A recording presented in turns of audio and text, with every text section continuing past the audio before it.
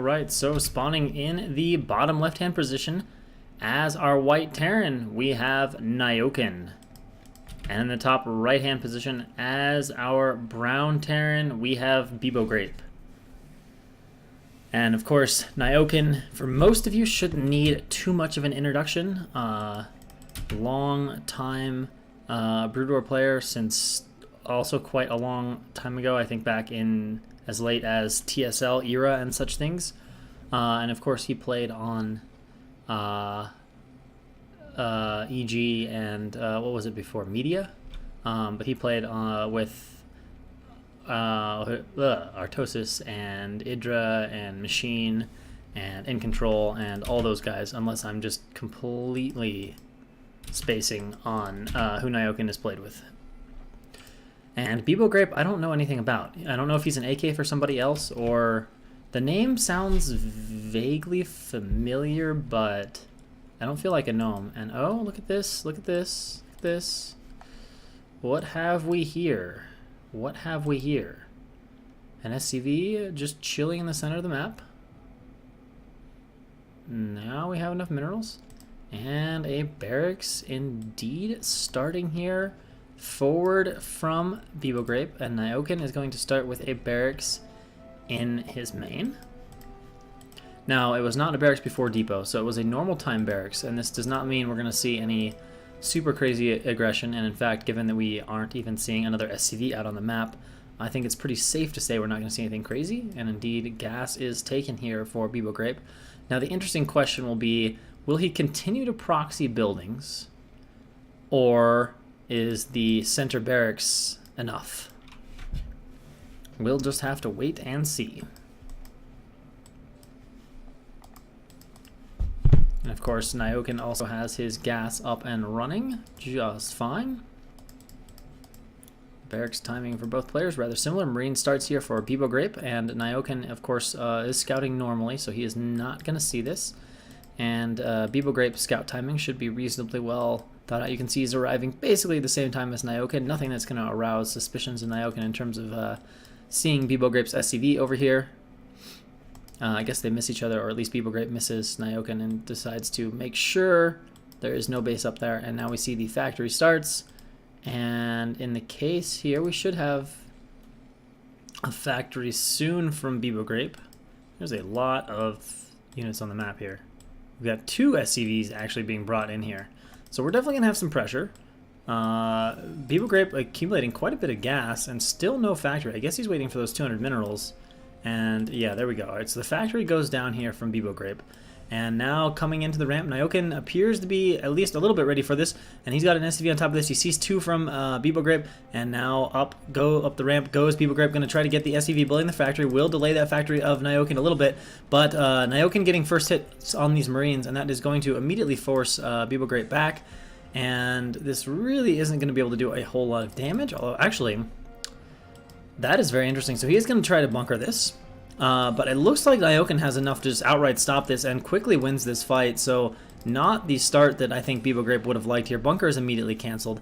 And of course the factory timing for Nyoken is quite a bit faster. Starts that machine shop immediately and has good solid control of his ramp. And is probably even going to sneak in an SCV to scout. And look at that, we see Bebogrape is going to add his machine shop. So both players looking at more of perhaps a tank-based opening, and going to move into similar builds. It's just now having not sent SCVs out and having not pulled 2 SCVs for mineral harass, or for harass with that attack. Nyoken is just at a nice subtle economic advantage here. And we see that reflected in the faster CC and slightly faster factory timings. And the fact that Nyoken is making a tank and Bebogrape is only able to afford a vulture and still has not put down a CC yet. So economic advantage here going squarely to Nyoken.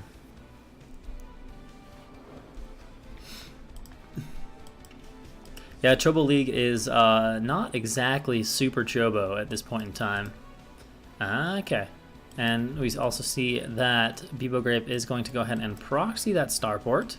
Now he has made a vulture.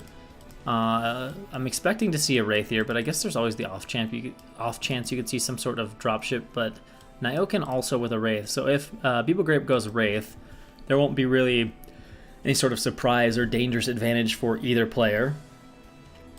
Jaeyoon is not in ChoboLeague. I am like almost 100% confident of that. I'm not sure if he's in Pro League or if he just didn't ladder. I want to say he's in Pro League. Indeed, we are getting a lot of vultures made here. Are they being rallied down here and what? Okay, so he is going to go for a dropship. I doubt he's going to just go for insta-cloak. So if Nyoken's Wraith happens to get wind of this, it's going to be bad news, sad day for BSL. And, I mean, there's usually, oftentimes Wraiths can be sent along these pathways, but it looks like Nyoken is ever so slightly going to be out of position. But if he flies over this, that would be insightful for him. Oh, look at this. Hacks. We've got the flash map hacks going on. He's going to spot it. Will he turn the Wraith around? No. Negative. But he's making a second Wraith. And he's going to see there's a control tower. He's going to know exactly what is about to happen here as far as this drop coming in. And immediately Nyoken is going to go, and but he will not be able to delay the command center, unfortunately. But he will get an SCV kill, at least one. And now Nyoken moving out here with a few tanks. This is so bad, especially if that Wraith is rallied over here to intercept the dropship. And this Wraith just kind of flying around being annoying. Dropship is out. Now the Wraith should be on its case here shortly. And as long as Nyoken can just track that pathing and shoot it down. Okay, smart move to pick up a few Marines, but it doesn't take that many Wraith shots to bring down a dropship. But he's got to get it before it gets in. Oh, Nyoken almost gets too far away, but yep. Quickly assassinates that dropship there of BSL. And now Nyoken is looking to be in a great position here. Barracks floating in, but we can see Nyoken's mine more minerals than is natural. And he's just got obviously a much healthier economy in general. And unlike BSL, Nyoken actually has a ground army. BSL has like 3 Marines, and that's it. Nyoken has several tanks, a few Wraiths, just generally as ahead as one can be so far, and is just going to add a 3rd factory. BSL is working off those 2 factories. I don't know if he has siege yet. We'll just have to be watching for that. We can see an academy coming up here. Nyoken does not appear to have an academy anywhere. Alright, there we go. So academy starting at similar times here for both players. Get those scans out and see what's going on. And we can see Nyoken is just kind of keeping himself out at or near the bridges. Actually, okay, now we're going to move out and at least set up position outside the bridges here. So Nyoken just playing this very conservatively, not willing to go too far across the map yet, not knowing exactly what BSL might be up to.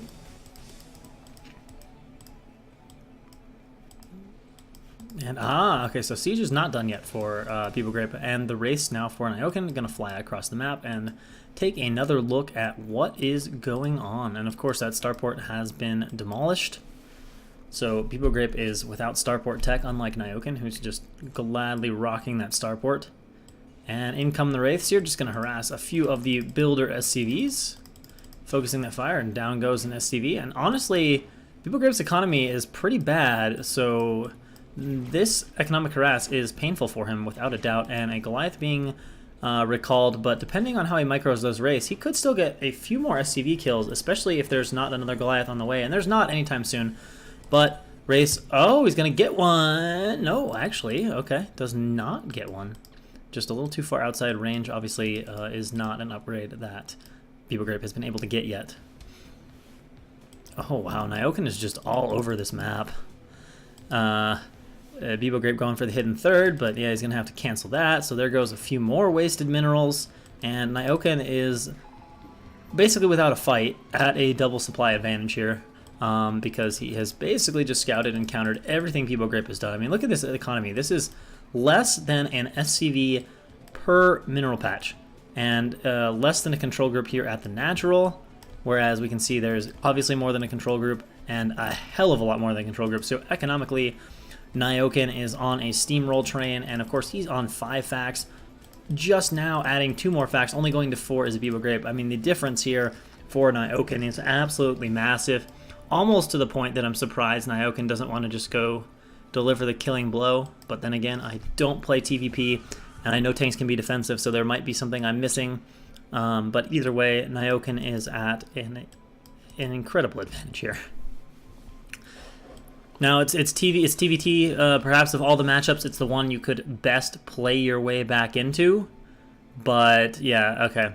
We've got Nyoken moving out across the map, and the problem here is that in terms of playing it into, like Beeble Grape now doesn't even really have position on the map. So Nyoken, even if he doesn't go for the kill, he can just immediately set up tank lines here that will completely limit everything that Beeble Grape can do. And now, yeah, Beeble Grape is sieging, but I mean, he's sieged into his natural. I mean, this is TVT. Like, the last place on Earth you want to be sieged in is your natural.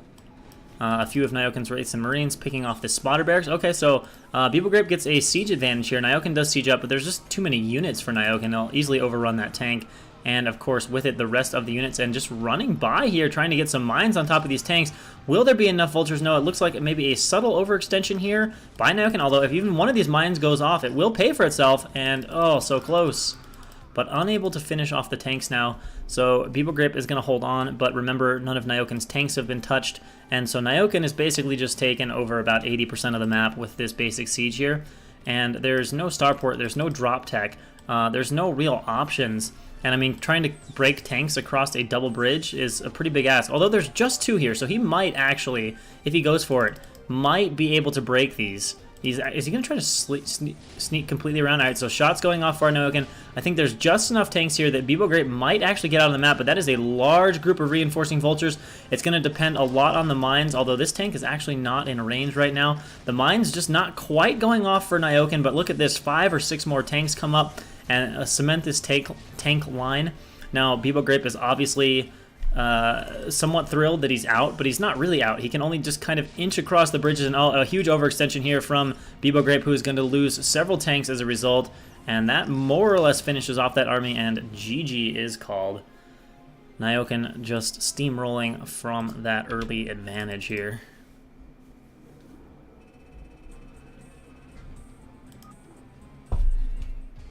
Goliath being recalled, like, not recall spell, but like recalled, like brought back to. Alright, so Beeble Grape just got absolutely thrashed in game 1, but can he make amends here in game number 2? We're just gonna have to find out. Nyoken said, yeah, he missed out on ladder by like 2 slots. He just did not quite have enough time to play, so it was indeed a time that was the issue. So over at the left side at 9 o'clock position as the blue Terran, we have Nyoken. And in the top position at 12 o'clock as our red Terran, we have Beeble Grape. Looking to go for the win. Hey Phil, yeah, maybe you did know that, but sometimes there are people, of course, that are not native English speakers, and they might not know that usage of the word recall, so I figured it was probably a joke, but one never knows for certain. Alright, so we are on roadkill, so reverse ramp map, pretty wide open naturals here. 4-player map with spawns at the logical locations based on what you can derive. Here, here, here, and of course here. And so Nyoken just going to put down a depot, and same for Beeble Grape. No fast SCV for Beeble Grape this time. And we'll just see if Beeble Grape opts to play another standard game, given, so, well, Beeble Grape still played standard-ish. Or if he goes for something really aggressive now, already being behind 1-0. I mean, we all know that's a common tendency if you appear to be outmatched, to go for more aggressive or all-in builds and just hope you can get your opponent to slip up on his micro or something of that nature. But Nyoken certainly looking like the stronger player of these two by far. So Nyoken dropping that barracks and Beeble Grape dropping his barracks as well. That is almost identical timing, isn't it? Wow. Holy, that's like as close to identical as I've ever seen in my life. They're within 10 HP of each other. They might even be within 5. It's like way too fast to tell. Gas timings are also, wow, this is just so identical right now. I'm actually slightly entertained by just how identical this is. This is within like 15 HP of each other. Scouts heading out for both players, and it's going to be, looks like a correct scout from Beeble Grape, and Nyoken is going to take the long way. So a little bit earlier and faster intel from Beeble Grape. But like in PvT, you don't get tons of intel from your scout because your opponent is usually not going to show you his main tech choices, or whether he's going to go fact port or 2 ports or just a factory with no You don't usually see any of that kind of information with your SCV. So SCV rolls on in for BeboGrape as he takes a look here at what's going on. He's going to see the usual things. You usually can see, I guess, if they're going to pop a few off gas, which can give you some incentive, but of course there are times where those guys are popped back onto gas, and Nyoken is scouting a very thorough pathway. I think this is just, I'm going to check close, and then I'm assuming he's scouting here. Oh, maybe he's going this way because of how fast the SCV got here, and he feels pretty confident that BeboGrape is at the top, either that or he just wanted to check these centers for proxies. Although I would think you'd want to do that with your initial SCV. See, Marine is out, and SCV on the ramp. Oh, but it's out of blocking position. So Nyoken slips in, but if we... Oh, well, actually, Nyoken is going to see that there are 3 SCVs on gas, which suggests something quite different. It suggests a double fact or a fact port or a double port type play. And there we go. So Nyoken more or less knows he's up against something reasonably aggressive here from BeboGrape. He does not know the specific nature of that aggression, but he does know that 3 SCVs were left on gas, and he can expect some trouble. And he's going to respond with a machine shop here. And second factory coming online, and now we'll just have to see what the flavor of 2 factory is from BeboGrape. I've definitely seen some vulture heavy plays, some tank heavy plays, all kinds of different ways. He's actually got 4 on gas now. It is a side gas, so there's a slight chance this is intentional because sometimes side gases actually need 4 for optimal gas mining, but there's also a chance it's accidental. But given that the SCV number has increased, it would have to be like a misclick for this to be not intentional. Oh, okay. He does decide to lift the factory to free the SCV. And okay, so that suggests it was probably intentional. So double machine shop. So I'm thinking vultures, probably for both upgrades really fast. Bunkers at the front here for Nyoken, and adding a starport as well. And he's going to go ahead and go straight into siege mode here for defense. And I would assume if it's vultures... Oh, actually, no, never mind. We are making a tank. I should have clicked on the factory and seen that. No upgrade here yet. So possibly just trying to overwhelm him with tanks. I don't know how that plays out when it's 2 tanks, 2 shop tank, if that's what this will actually be, versus 1 shop. Yeah, it is 2 shop tanks. And then we don't see... Okay, we see siege. So it looks like it's just going to be like pure tank aggression. You know, I guess it's just a case of sieging up, and probably it's the case of if BeboGrape somehow gets a good initial siege and good fights, it becomes difficult for Nyoken to deal with. Of course, remember that a few tanks isolated by themselves, sieged by themselves, are reasonably vulnerable to SCV pulls.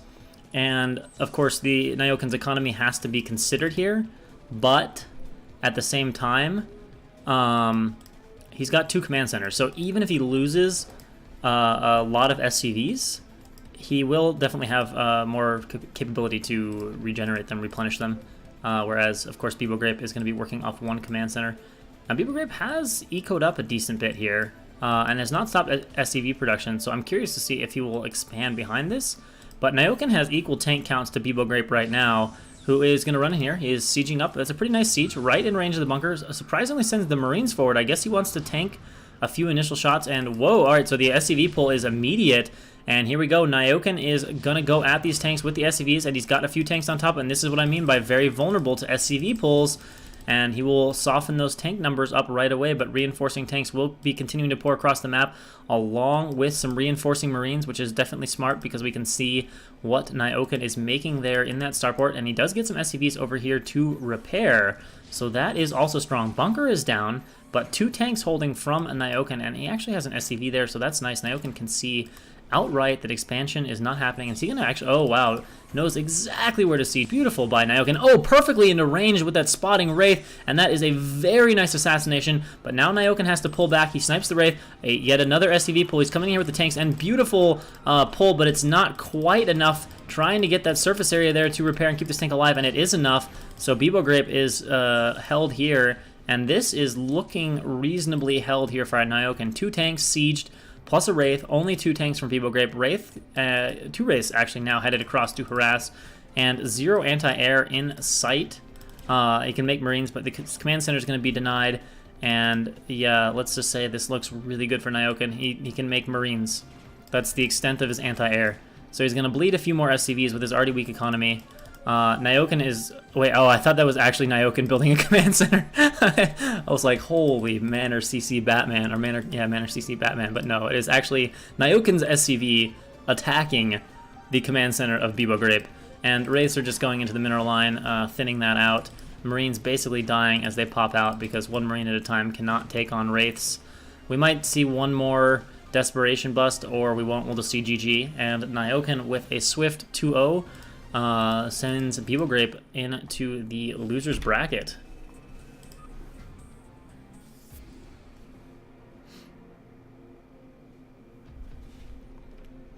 Match score overlay is actually something I don't have a good setup for.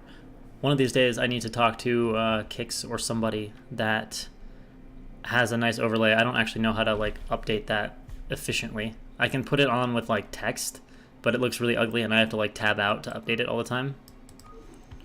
But like Kix and a couple other guys have some really nice overlays.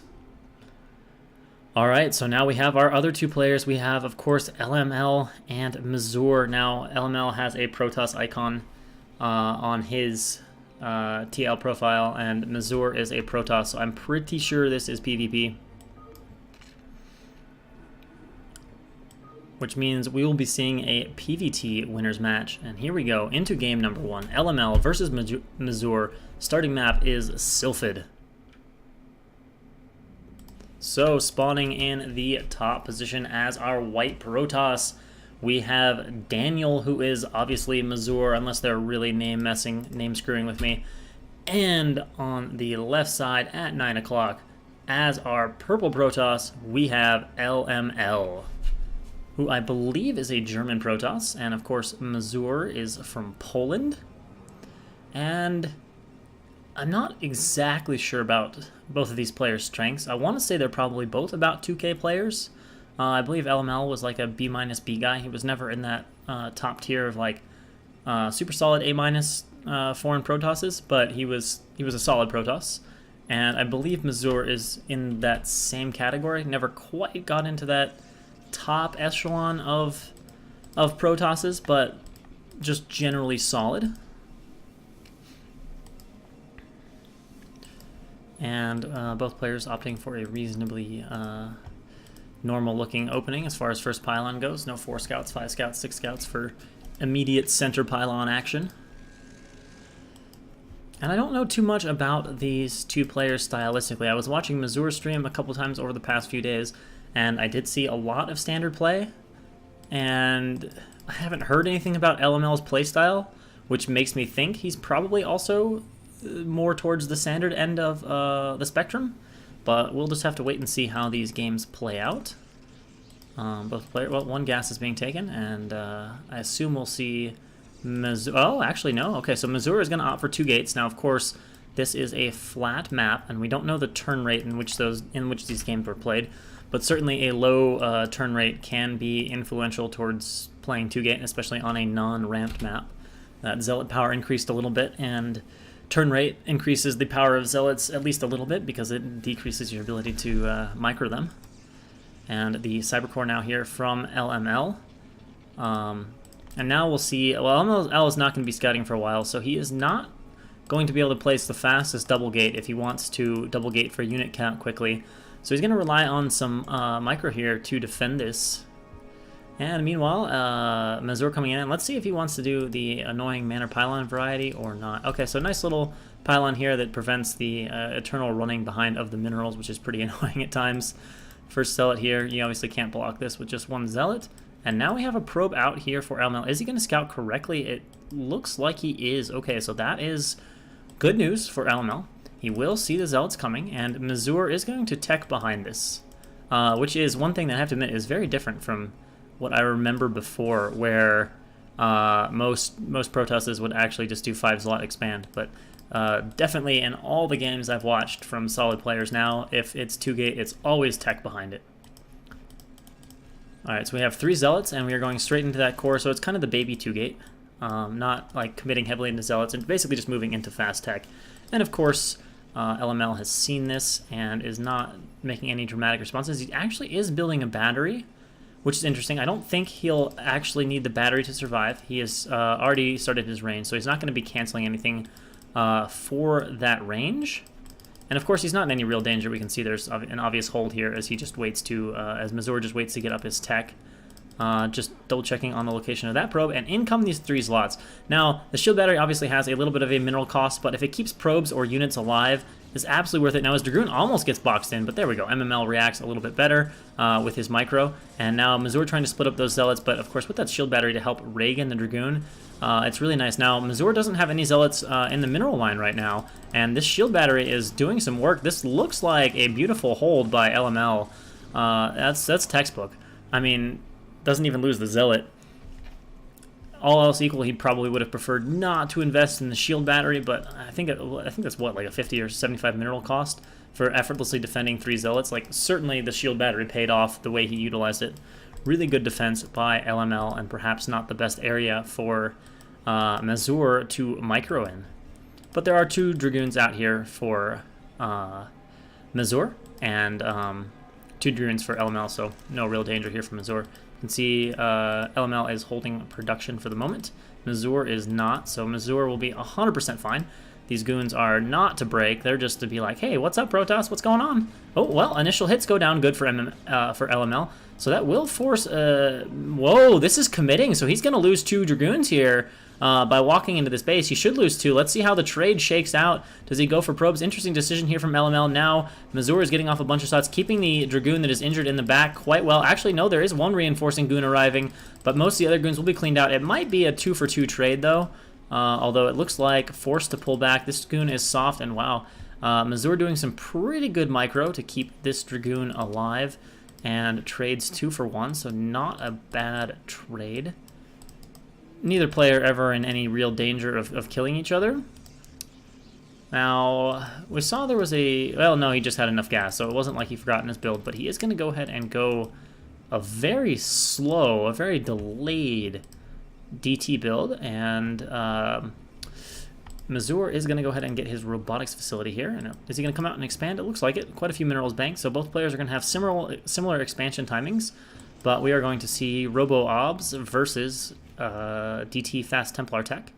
Now, what do we have coming across here? We've got 5 Dragoons, and we have 3 plus a few Zealots. Wow, okay, so this, with really good micro, could be annoying for a little bit here for LML if he is not able to get off good shots. And so far the micro from Mazur is pretty sharp, but these Zealots tank a lot of hits, and if these goons from LML continue to get off shots, this will be just fine for him. But he is going to force LML to run back home. What is the progress of these DTs? They're on the way. So yeah, definitely not going to bust the ramp. We'll see. If he could get in here and get these Dragoons killed for free, that would be a nice win for Mazur. Okay, so he's waiting for a Zealot, and I think he's going to run in, but that should give the DTs enough time to more or less be out. So he's sending the Zealot forward, and now has a few more Dragoons. Now, if he can pick off these 3 Dragoons, that's a nice pick-off. And of course, the Nexus is being delayed here while these goons are attacking, and he will pick them off. So Mazur getting a nice win here. Now the DTs are out, and that does mean the Dragoons are going to have to retreat. Obs is out. He's actually left 2 at home, and I think he senses or maybe even sees that this DT is here. But Mazur now sitting at a definitive advantage for sure. I mean, forced to add a cannon in his main against a threat of DTs that is non-existent. A 3rd gate going up, and a much faster Nexus. Now, obviously, LML is going to have the faster tech, but I think Mazur likes how he's sitting right now, especially once he sees this DT, and it is perfectly denied. Wow, just going to be completely trapped and die.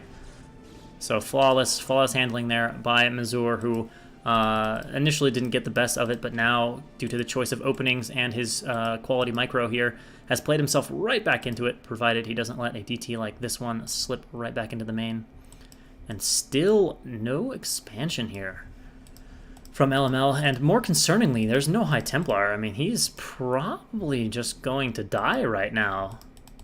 He's adding 1 cannon, but there's like 7 Dragoons on the map, no further DTs, and he didn't get High Templar. He wasn't able to get up cannons at his expansion, which is a really big deal, and I don't know what micro he's going to do. Okay, so he's just going to try to retreat to his natural, but I don't even think he can hold his natural. He does have a few Dragoons spawning. We actually already have a preemptive probe pulled, but when you're having to preemptively pull probes and your opponent is perfectly handling your DT aggression, not the situation you want to be in. DT tries to come in again. Nope, not happening. Nothing on the map, and GG is called at that point. Mazur takes game number 1 over LML.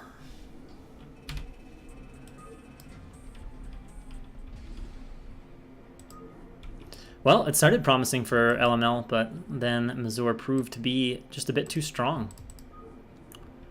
Which brings us into our second game on Aztec.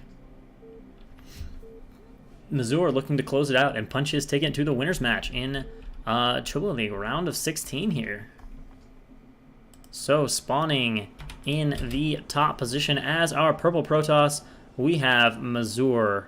And in the bottom position here over at, what, 4 o'clock, we have LML. Needing to win this game to avoid dropping into the losers bracket.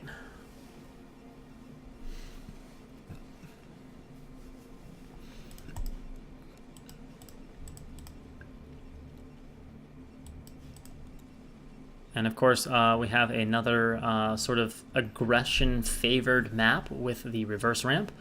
Sylphid having the flat natural. So the difference here is the reverse ramp is a more narrow opening than Sylphid, but it is also so it's more easily defendable in that sense, but it is also downhill. So in terms of a ranged fight, it is significantly more vulnerable. If your opponent gets 5 or 6 ranged dragoons up on top of the ramp, it's difficult to deal with. Zealot aggression, probably a little bit easier to hold on Aztec than on an open map. It's much easier to block. 1 zealot can block, 2 zealots blocks really comfortably. But once range aggression comes into play, then it's a big issue. Like, getting contained down a reverse ramp is just an absolute nightmare. And actually, okay, well, never mind. Yep, we see pretty similar gateway timings. A bit faster here for Mazur, who the players have just switched colors, right? I think we have the same colors as last time, but reversed. Which almost made me just think, oh, this is LML, because he was purple last game, and I think Mazur was white last game. So just a little switch of colors. And all right, so both players opting to go straight into gas this game. So we'll see now with slightly weaker Zealot aggression if they play, but the reverse ramps, we'll see if they play for a fast second gate or if they are comfortable teching straight away. Remains to be seen. Scout goes out incorrect direction here from Mazur, and a pretty quick cyber core. Now, will he make a Zlot? Yes, he will. Of course, both builds being 1 gate tech builds doesn't matter, but they are going for the mirror build.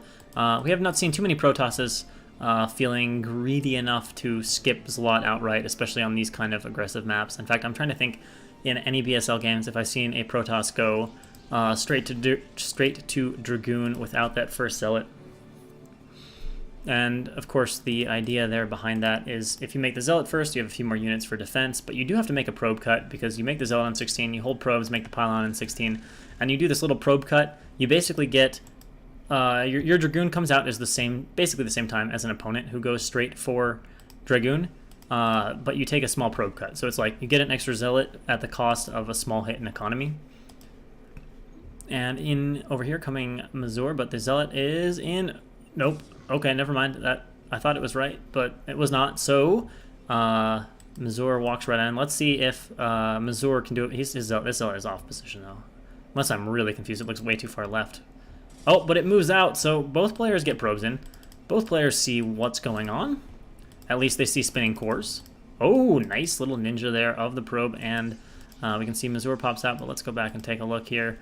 No tech revealed as of yet, just a pylon. And of course, they've both seen that they're on 1 gate and that neither is throwing down a fast second gate. So they'll probably be comfortable to tech right away if that is how they intend to play.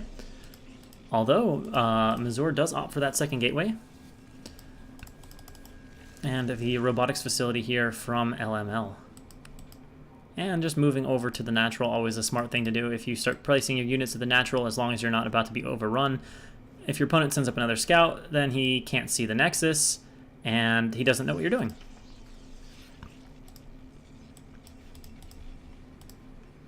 And we actually see a pylon here, which would certainly, if LML were to come up here and scout, he would probably think, there's already a pylon at the natural. He's probably expanding.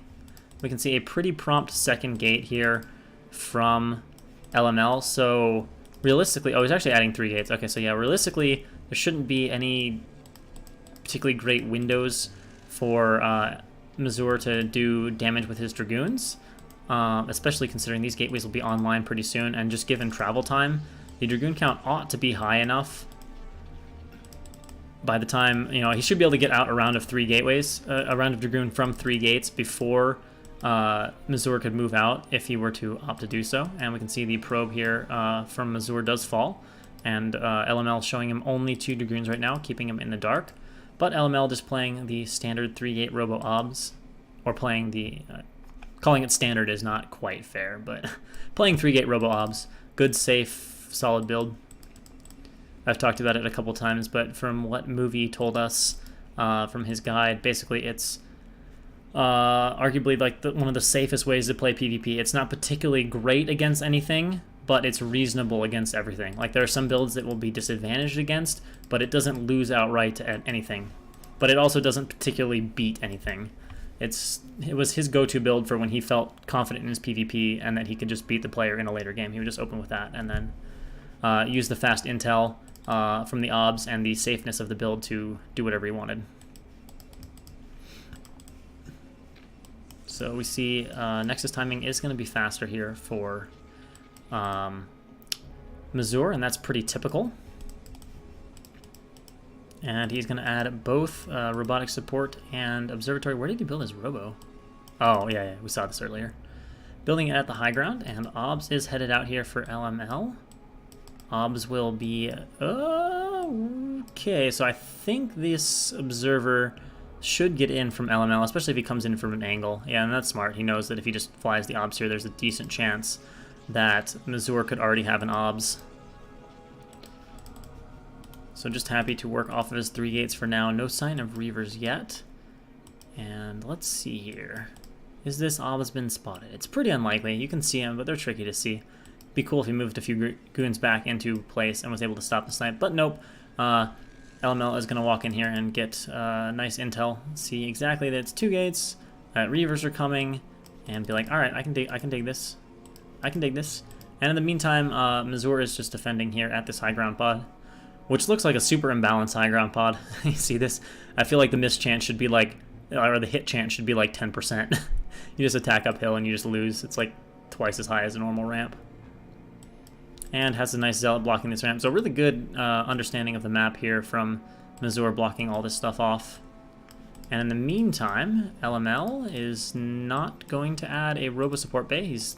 Wow, he's moving very much into counter drop play already. Not fearing any aggression, having sensed out that there's only 2 gates and a Nexus. He will see the 3rd gate being added. Whoop. So we clicked the wrong player. And here comes the OBS from... actually, oh, now if this is why he's doing it, that would have been smart, but Mazur is paying attention and will turn his OBS around and try to find a different way. But that's a nice move from LML. This is a longer time frame that Mazur has to play in the dark, not knowing what is happening. Now we see a 4th gate and a Citadel of the Dune, so very typical play. I guess the most standard way to play PvP, like the most generic way, would be 4-gate Citadel and then add 2 gates and get Archives. And then after you have 6-gate Templar Tech, take a 3rd. That's probably the most standard way you could possibly play, I guess. That, of course, being after you've gotten out and opened with Reavers.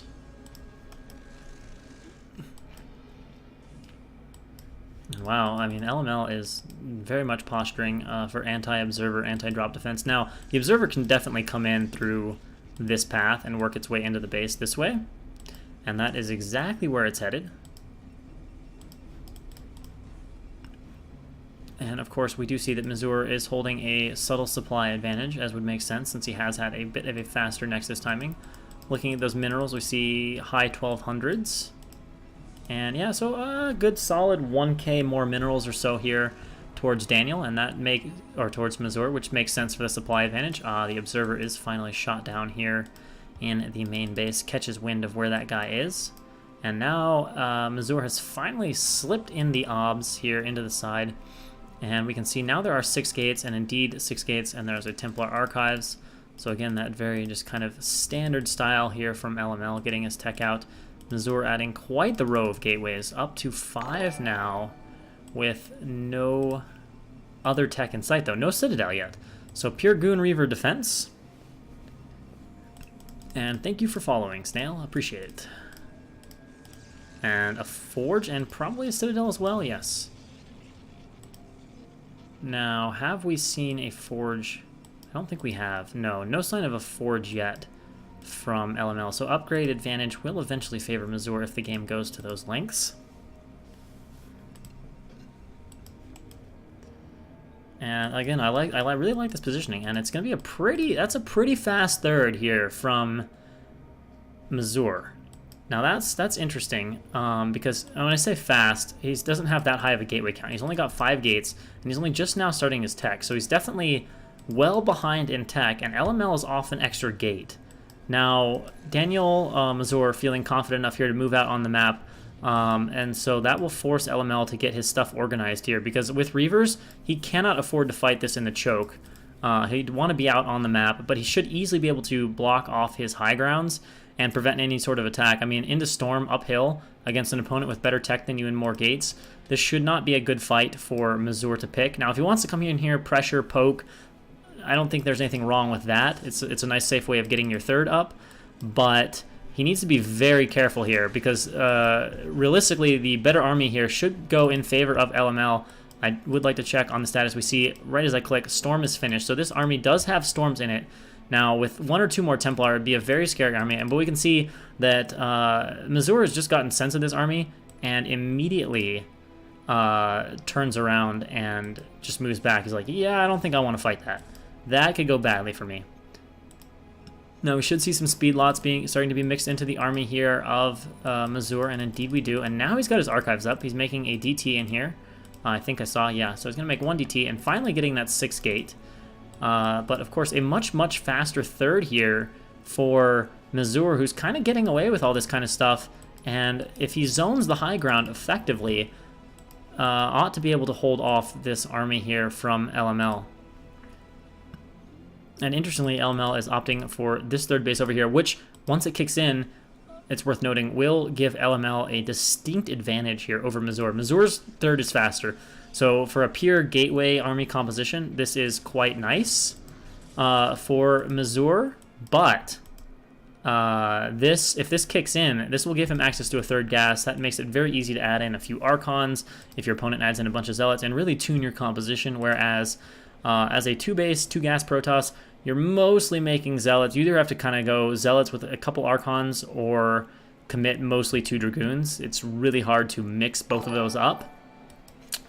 There's just not enough gas. You know, if you're producing goons out of 6 or 8 of your gateways, you don't have much gas left over for Templars.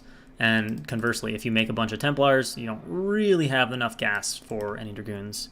And thank you for following Pro Play. Thank you. And wow, so this is obviously going to get canceled here. Not going to be able to take this base. And let's see here. Did we start upgrades? Where are we at? Yes, indeed. And let's see how quickly this Forge kicks in. How aware is he of this Forge finishing? Oh, not super aware at the moment. Oh, wait. I did not realize he had that Forge. I guess I looked over it. Their +1s are actually at almost identical timings. DT almost gets a high Templar, but that OBS is in perfect position. And okay, so Missour is just basically playing I'm going to sneak expansions, and you better find them. And oh, we actually have a Storm Drop going over here, getting quite a decent number. Oh, never mind. Oh wait, did this Templar do it? Yeah, getting about 8 or 9 probes. Actually, quite a few on that Zealot if it hasn't been part of an earlier fight. Wow, good Templar pickup, but does the shuttle get out? Yes, whoa. Saves the shuttle, and damage is dealt here from Missour to the economy of LML, which LML doesn't like, because Missour is the one with the faster, superior economy, and we can see that supply advantage is noticeable here for Daniel. You know, it's at a solid 20 supply advantage, and all right, here we go. It is definitely a better army composition overall for LML, but this is a seriously uphill attack into Reavers, and Missour needs to get over here with some Storms, but LML is committing to this, and he's gonna be forced to pull back. Just cannot afford to take that fight uphill. He wants to bring him down from the ramp, but is Missour going to take the bait? don't think so, but actually maybe. He could use a few more storms in this army because there is still a Reaver here, and the armies of both players thinning, but this looks like it's going to go into Mazur's favor, especially with reinforcements coming in. Although, oh, he has slow lot still, though. That's not good. But uphill Dragoons, still a lot of uphill Dragoons. Another good storm is thrown down, but that fight definitely going here in Mazur's favor, and that is going to force a retreat. Does he have speed on the way? Okay, yes, he does, but they are still slow. That is probably an oversight because he has storm and other upgrades for ages, and he's probably just having this moment where he's like, oh my god, are you kidding me? Are you kidding me? And of course, this shuttle is still alive, although this cannon actually will prevent it from sneaking back in. There's no other zealot or something to tank with. It's going to have to wait a long time for the shields to rig in. And so let's see, what are we working off of reinforcement gateway? Since that was a pretty even trade, we've got 8 gates here. We see 3, 4, 5, 6, that's what, 8? Yeah, okay, so it looks like 8 gates for both players. Upgrades should be reasonably similar, 1-0 for both players. Mazur working on his 2-1 LML, as actually is on both forges, so very, very similar upgrades from both players. But now Mazur, of course, has this base secured, which means that he's equal over here in terms of gas count, but he's up a base in general, and he's taking a 5th base. So LML is just gradually getting zoned out here. He really needed that engagement to go strongly in his favor, and it was more or less an even trade, or maybe even a little bit of a worse trade for LML, as he had focused on getting up a pretty big army. So now Mazur is in comfortable control of this game, and of course he's also at a 50 supply advantage, which needs no explanation. And oh, the shuttle can be seen here. Not too much action going on in the game, so there's a good chance. Well, let's see here. Wrong person's vision. Okay, yeah, he definitely saw it there, as the zealot does pass over. Let's see if he saw it, though, and was actually saw it. Yep, yeah, he was. Only 3 probes here, though. Oh, no, oh, no. Oh, no, oh, no. Shuttle error. Pilot error, almost. But in the meantime, an Archon. Oh, that's not good for LML. Wandering a few Archons into the army of Mazur, which is way too big. He definitely can't fight this army right now. He just cannot. Needs to be very careful here of getting caught out on flat ground. We have a little bit of a forward group here looking for some Templar snipes, and is going to find, well, okay, it's going to find at least one Templar here. A pre-storm going down, but only hitting a few Dragoons, unable to snipe this last Templar here, but a little split of the army, and the shuttle still hanging out here with a high Templar. Another cannon being added, but Mazur is all over the map right now. All over the map, and thank you for following Voller Sekaufen. Hopefully I got that roughly correct in terms of pronunciation. And finally LML opts to take this base, but remember, he's already down a base. This High Templar, I don't think was dropped because the shuttle is not taking any more damage and it has only 1 Templar. And indeed, Mazur is splitting off a couple zealots here to help deal with this as well. And now the probe coming down over here for LML, but there's a zealot here to take care of this, and Mazur is just on top of the situation. So the shuttle has fully ray-gunned and shields. He could probably get some High Templars in for a drop, but the mineral line is looking fairly thin here for LML, spread between quite a few bases at this point. And this shuttle here is also fairly zoned out, so we can see the upgrades starting immediately here. So it looks like Mazur has actually pulled ahead in upgrades now. LML's 2-1 only just kind of kicking in and starting, and no armor started yet, whereas Mazur is on his way to 3-2 a little bit faster. I think they're even in upgrades right now, but as this game continues, it's just looking good here for Mazur, who's taking yet another base, and really for Mazur, it's just all about fine-tuning his composition. And as long as he gets the right composition, he'll be fine, because he has more gas to play with, he has more options, he can basically make whatever army he wants to make here, and he's starting to bank a little bit of money. Shuttle looking for some opportunities, but unable to get in there. It takes a couple hits, but, you know, this is pretty zoned out. So we get another little Templar snipe here from Mazur, and really running in here, but there's absolutely nothing to find. Wow, this is very committed. Can he actually get a Templar out of this? Wow, he does, although throws off about 10 supply to do so.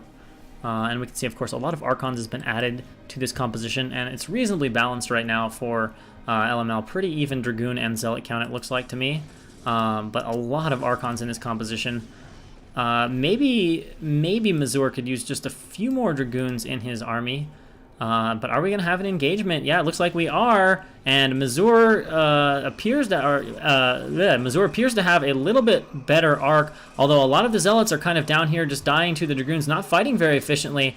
And this engagement is going pretty well right now for LML. Will this swing the tide of the game? Yeah, LML cleans that one up. That was a bit of a surprise.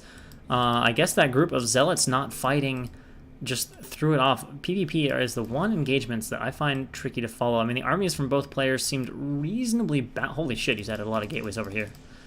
I wondered what that purple map, I thought it was an army.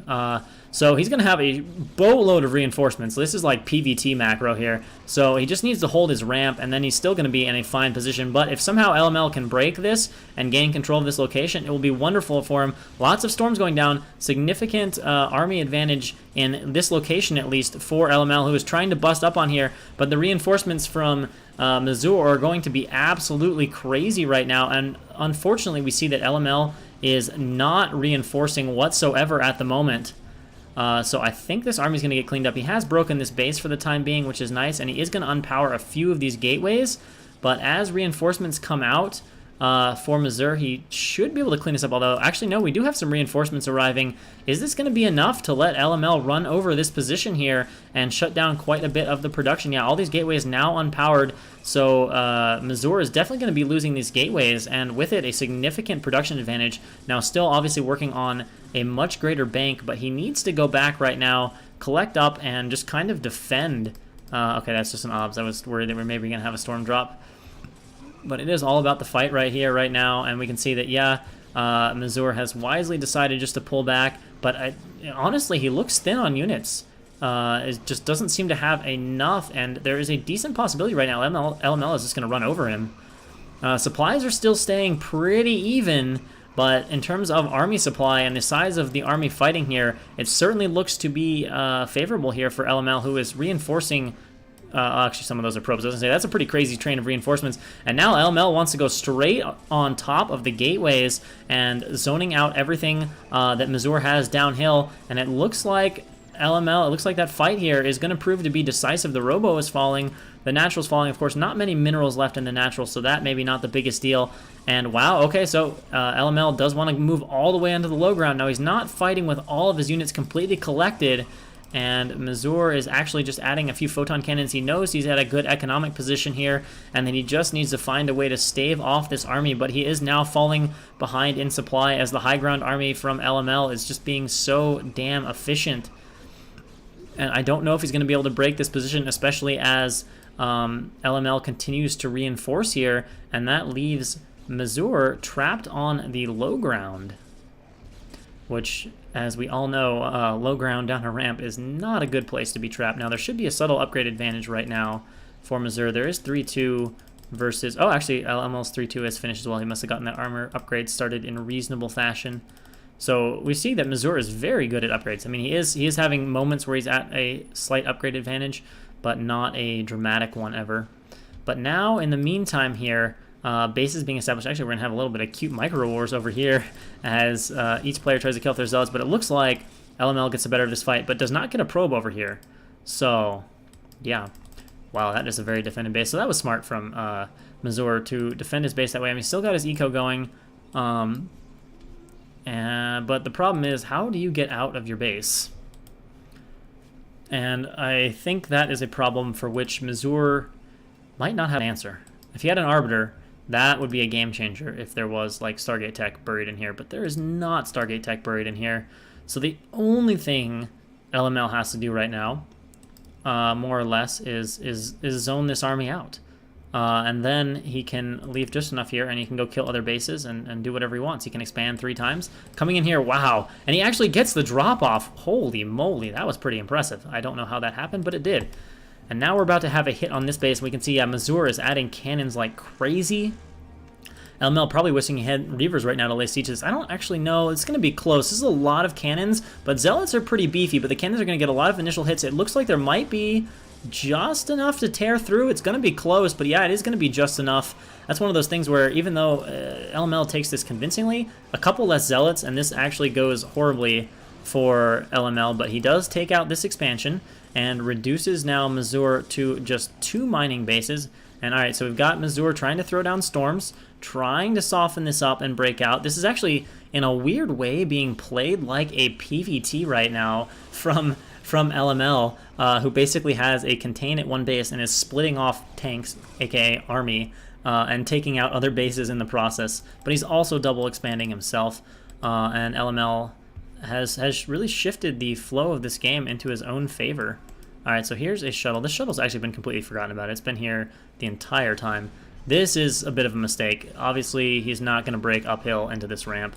Although the Reaver has been moved, and Mazur looking for some good Reaver shots here. And, oh, wow, so close to getting him. But unfortunately, the control not quite on point there for Mazur. Does lose the Reaver. And Mazur is trying to force it up the ramp, or maybe just wants the snipe here on the obs. So a couple units bleeding in. Oh, he gets the ob snipe. You know what? There's a cannon here. I don't think this DT can get by. Would have been very annoying if it could have, but it is unable to do so. And all right, so now a Reaver on the high ground. Probes are actually having to be pulled right here from Mazur to defend, and he honestly needs to position this Reaver into a little bit of a better spot, because right now it's not assisting him in any of his tasks. And of course, oh wow, so I gotta give Mazur credit. He's got units on the map that are doing some work. This DT is harassing the living daylights out of this base. Actually is going to keep this base from going up outright. And another DT slipping over. If it can find this base in time, it won't. Unfortunately, though, he needs a couple more. So he's actually quite probably going to kill this Nexus. In fact, he is definitely going to kill this Nexus. And now we have another little reinforcement trying to take out this base. But with the Reaver here and these cannons, that's a decent bit. Although he has brought some High Templar for backup. But Mazur is leaving this base at a pretty critical moment to harass this undefended base. And this is turning into something of a wild PVT, or PvP. As bases are getting... Whoa, there's a probe transfer to Nowhereville here. A little too much action and trying to force it up the ramp. That was a hell of a run by No. He really wants the Reaver snipe, but you can't walk into that many cannons, I don't think, even with Archons. I mean, Archons are tanky, but I don't know if they're that tanky. And the cannons are going to eliminate those. The Reaver comes back, so Mazur holds on to this base, and yeah, he's reduced the probe count a lot. I mean, you know, still mining from quite a few bases. It's not like the mining from LML is horrible, but it's not great. I mean, you know, the total probe count is low at probably 25 or 30, but spread perfectly amongst these bases, it's much better mining than you would often think of as having 30 probes on 2 bases. You know, it's very fast mining, but Mazur is just continuing to find these places to abuse here in the defense, and LML has wasted quite a few units at this base. And now his unit contain here is looking a little bit thinner, but if we notice, this is a Zealot-based army, and these Archons up the ramp will be extremely powerful against this. Of course, at the same time, Mazur is mining only from 2 bases himself. But wow, the fact that LML has been unable to deal with these DTs is really becoming a concern, and he finds another opening here with these DTs, just is unable to get the OBS coverage going on. Does he have an OBS anywhere nearby? It doesn't look like it. Is he going to get an Archon out of this too? That's always a nice kill to get. He's really chasing it, but LML is also running it. Actually, no, he's not. It's just running on by default AI. And pre-storms continuing to go off here from Mazur, trying to soften up this army. DT comes over here. I don't know. Oh, is it actually going to get the Templar? Okay. So DT gets a snipe. But look at this. There's just no okay, he's got... Wait, how did he see that? Where's his OBS? I have no idea where this OBS is. That's... Where is the OBS? Is it like on the next... Oh, it is on the pylon. Alright, but the DT is continuing to get kills here, and this base is kept it barely mining. Honestly, the other thing that's interesting is despite having a lot of money and low probe count, LML is not probing very hard at all. This is kind of an interesting game from LML just because he's been unable to... I mean, I have to give credit to Mazur because his harass is continuing to be strong, and it looks like this is a committed moment here. He is gathering everything, but this... If this doesn't go well, this is probably suicide from Mazur, but if Mazur is able to break this right here, right now, and get back on the map, he's in a good position, but yeah, he can't break it. The ramp is just so strong, especially with Archons to absorb there at the ramp, but again, Mazur is just finding these beautiful pockets in which to harass, and that is a damn good storm. probably distracted by this harass and allows some great storms to go down. And wait, are there no obs left here? If there's no obs. Oh my gosh, Mazur has... Wait, is there an obs? No, I don't think there is. So I think that's going to be enough to force a retreat from LML. Yeah, the obs have been sniped off, and Mazur is back on the map here. Now, Mazur is about to mine out 2 bases, although he's holding onto a pretty large bank. And, yeah, I don't know, though. Is there an army right now for LML? And obviously, looking at the supplies, there is most definitely not an army. He could not really have afforded to lose all of that, and he just has not reprobed despite all of this harass. He's finally starting to reprobe, but he's actually in danger of just outright losing this Nexus to the Reaver. Shuttle quickly picking up and moving away, and this continued harass from Mazur and LML's inability to secure these bases is going to prove absolutely fatal. I mean, if he would have just focused on securing these 2 bases and leaving a few more units to deter harass, he would just be outright winning this game on a huge 4-base economy right now. But as it stands, it looks like Mazur is about to run him over. There just aren't units with which to fight this. And I think Mazur is looking like he's just going to 2-0 him. A few units coming in, but that's like 2 Archons, and even hitting great storms on both of those Archons. Storm actually whiffing there for LML, and whoa, we see an Arbiter coming out, which is nice for cloaking, but it's kind of too little too late. Oh, can you imagine an Arbiter if it would have been there sooner to just stasis the ramp every time he wanted to break out? Oh man, that would have been annoying. So I don't know what LML can do, if anything, to tip this game on his head, but it's over double supply now. Or very, very near. Those are some pretty good storms, but very nearly double supply here for Mazur advantage now. And it looks like he's about to roll over the natural, and with this amount of money, well, they're still around to production, but I don't think he has enough to sustain anywhere near these numbers of gateways. And there ought to be reinforcements coming from Mazur, who is just looking to outright close this out. You can see he's mined out over here. He's thin here. This Nexus was sniped by the Reavers in the end, unable to get any more units over there to fend, and Mazur moves in for the killing blow. The Arbiters here, it's going to fall in pretty short order. That's actually... it's a pretty good stasis, I guess. I was going to say maybe it could trap units and just like act as a shield for the Dragoons, but some storms going down, and we can see a reinforcement train coming in here with a few more Zealots, even a few Archons in the mix, which should dispatch those remaining Zealots. Doing a good job keeping his Arbiter alive is LML, but we can see now the supply is at 1/3, and most of the gateways are not producing, and it has been done. GG. Mazur, in a wild trip of a game number 2, takes out LML and sends him into the losers bracket. And we almost got a PvP recall. Just didn't quite happen. So I will be right back. I'm just going to get a drink or use the bathroom, and then we'll be at our next game. That is going to be tough to top for game of the day, though. That was a cool and enjoyable PvP. So be right back, folks.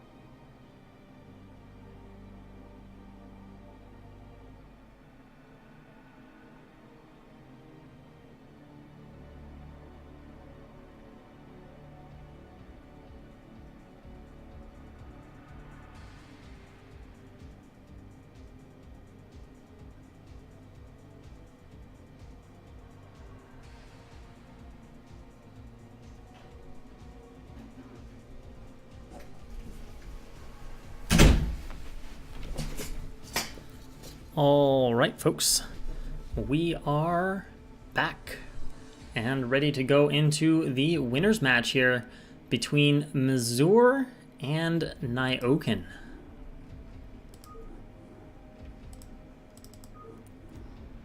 On Circuit Breaker. I would be inclined to say Nyoken is the strong favorite here, but I don't know for sure on Mazur's power, but we are about to find out in Game 1 of the winners match. Spawning in the bottom right-hand corner of Circuit Breakers as our blue Terran, we have Nyoken. And in the bottom left-hand corner of the map as the red Protoss, we have Mazur. Or Daniel as he is going by here. Oh, go away, replay progress bar. Go away. Fortunately, I caught it early enough to have no idea about this game. We just know it doesn't end in a minute. So we'll see if someone can play a game to top that PvP, but that was a wild PvP. I'm still kind of enjoying thinking about that one.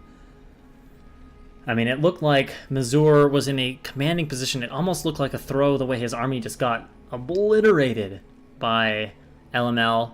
And then LML looked to be in a commanding position, but just could not quite consolidate. And in the end, Mazur's harass it got the better of him. So pylon here from Mazur, and depot from Nyoken. Pretty ordinary, pretty typical looking stuff. No, this is a BSL ChoboLeague, so the players are, none of them would be S rank by this ladder. Now, some of them have probably, like Nyoken is probably S rank.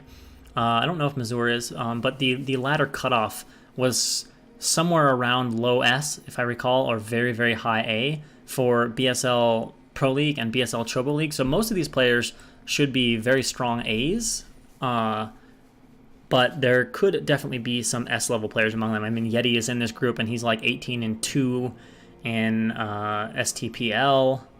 A lot of strong players.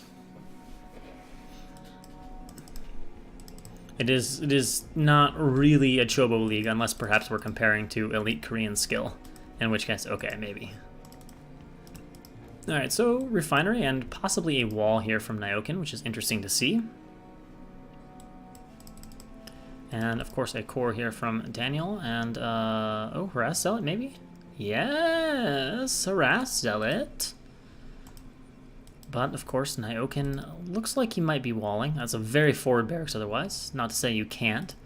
But we'll just have to wait and see what happens as Nyoken gets that 100 gas he needs.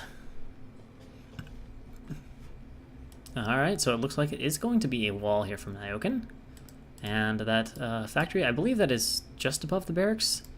If they're directly lateral, I think a Zealot can path through, but this is probably tight. So that will negate any attempt of this harass here. Which, of course, anytime you see this, it does always make me wonder, is there latency? Because I could see a Terran player saying, well, the turn rate's pretty low. It's going to be hard to micro against the Zealot. So I'm just going to make this cute little wall and not let the Zealot in. Now, we'll see if this wall is indeed a wall.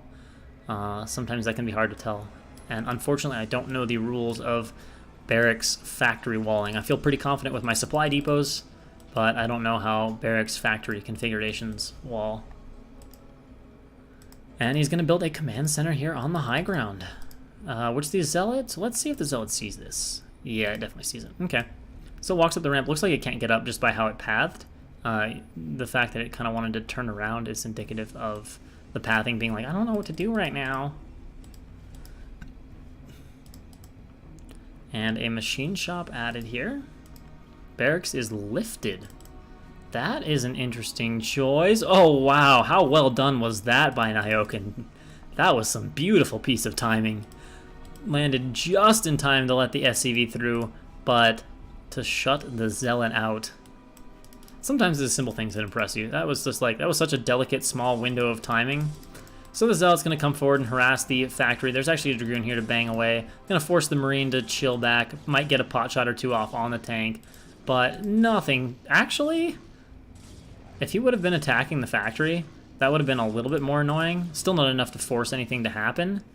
But tank is about to pop here, and that will, of course, chase the Dragoon back. Let's see if he tries to get a hit on the tank or not. No, he just immediately walks back. He's like, yeah, I don't want to take any damage on that Dragoon. This Dragoon has indeed assassinated a probe. We can see range is done, and typical 3-goon Nexus, or 1 Zealot 3-goon Nexus build from Daniel, which is probably the ultimate in standard Protoss openings. A very fast Academy from Nyoken. He wants to know what's going on, and he wants to be prepared for the possibility of DTs. And oh, wow, okay, never mind. Just as I say that, we find out that it's going to be an extremely greedy opening with an interesting choice of expansion here by Mazur. Now, he is running in here. This is extremely aggressive, but this tank is walled off, but it is up the ramp, which means a mischance, and he is committing to going for it. Will he get it? Yes, he will, but it will cost him a few more Dragoons, but honestly, giving up 2 or 3 Dragoons for a tank and a lot of disrupted mining, not bad. Anytime you trade Dragoons for tanks, it's usually a comfortable situation for Protoss. Now, the one exception is perhaps this exception right here. One gateway. One gateway. If there was already a second fact, like if he would have gone for a quick fact CC fact, he would be in extreme danger here of getting sort of countered. But anyway, as I was saying, this is an interesting choice of expansion because the natural expansion path for Nyoken, of course, is to take this base and just creep on over to this base, which puts this third in immediate danger, and it's also just a much closer, easier to push route for Nyoken that doesn't involve going through the middle of the map. So I am very curious to see how he wants to play this. I think he wants to take this fast, get a little bit of eco, and then quickly overrun Nyoken with a heavy-hitting attack.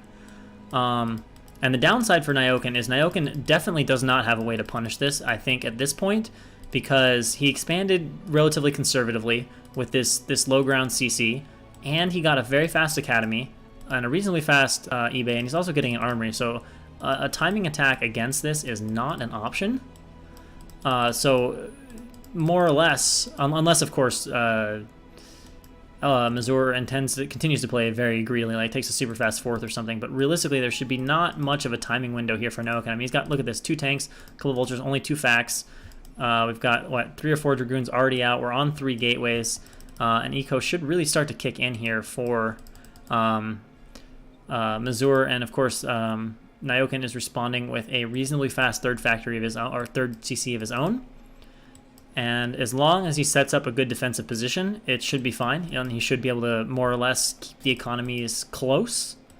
But if he makes an error here, and if Mazur does indeed go mass gateways, it would be a little bit concerning for him. Like, there's definitely a possibility of that happening, depending on how Mazur wants to play. But of course, his obs is going to see how Nyoken is playing, and that will likely influence his decision-making. Now, we got 4 goons here, but they're kind of out of position for these speed vultures. In fact, well, he's got to back up to the ramp, and okay, he is back to the ramp. So the damage from these vultures should be... might get 4 or 5 probes. We got like 2 right now. And he's just going to force a run by here, or force a running of the probes. So some mining disruption along with a couple kills. And 1 more shot needed on this guy, and he will go down, and the probes immediately transferred back. And Nyoken's still sitting there on those 2 factories, and starting a very quick starport. So again, this is low unit count play here from Nyoken, because this is not fast tech from Mazur, right? So, and I think actually this is more than anything so that he can get his upgrades going fast, not necessarily for super fast science vessels.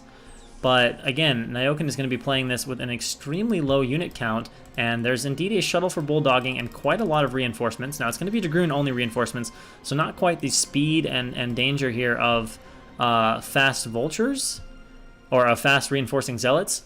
But we'll see. It looks like a pretty good setup for Nyoken, and it's always difficult to attack across these ramps. A few zealots being dropped for bombs, but a lot of tanks are on siege, and we have a major SCV pull here from Nyoken, but there are enough goons to walk on top and two-shot these tanks here with these 4 Dragoons, and he is getting a few of them, and it looks like, for the moment anyway, Mazur has cleaned up the tanks here from Nyoken, and with reinforcements should be able to deny the space for a while. But wow, that is a really good SCV pull from Nyoken, who is just going to murder these goons, and that might be a critical moment that if he is able to hold, that might be the moment that allows him to hold, as those 3 Dragoons go down with almost no damage, but still 5 Dragoons here. And remember, this is incredible lost mining time from Nyoken, and he is getting all of his siege tanks continually reset here by against a 3-base Protoss, and in the end, he is forced to pull back. So this is a very poor situation now for Nyoken. If he could have immediately pushed those goons out and reestablished, not so bad, but Mazur expanding to a 4th behind this and can continue to apply pressure. He's probably teching at least a little bit behind this. That'll bring Zealots with leg speed into play.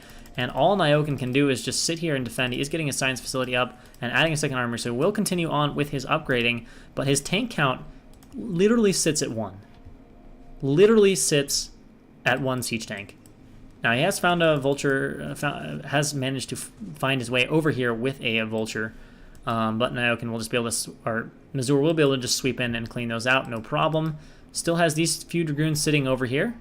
And of course has plenty of reinforcements, so he can continue this aggression whenever he wants, and Nyoken just doesn't really have the unit count right now to retake this base, as far as I can see. This vulture does find his way over here, unable to get a kill though.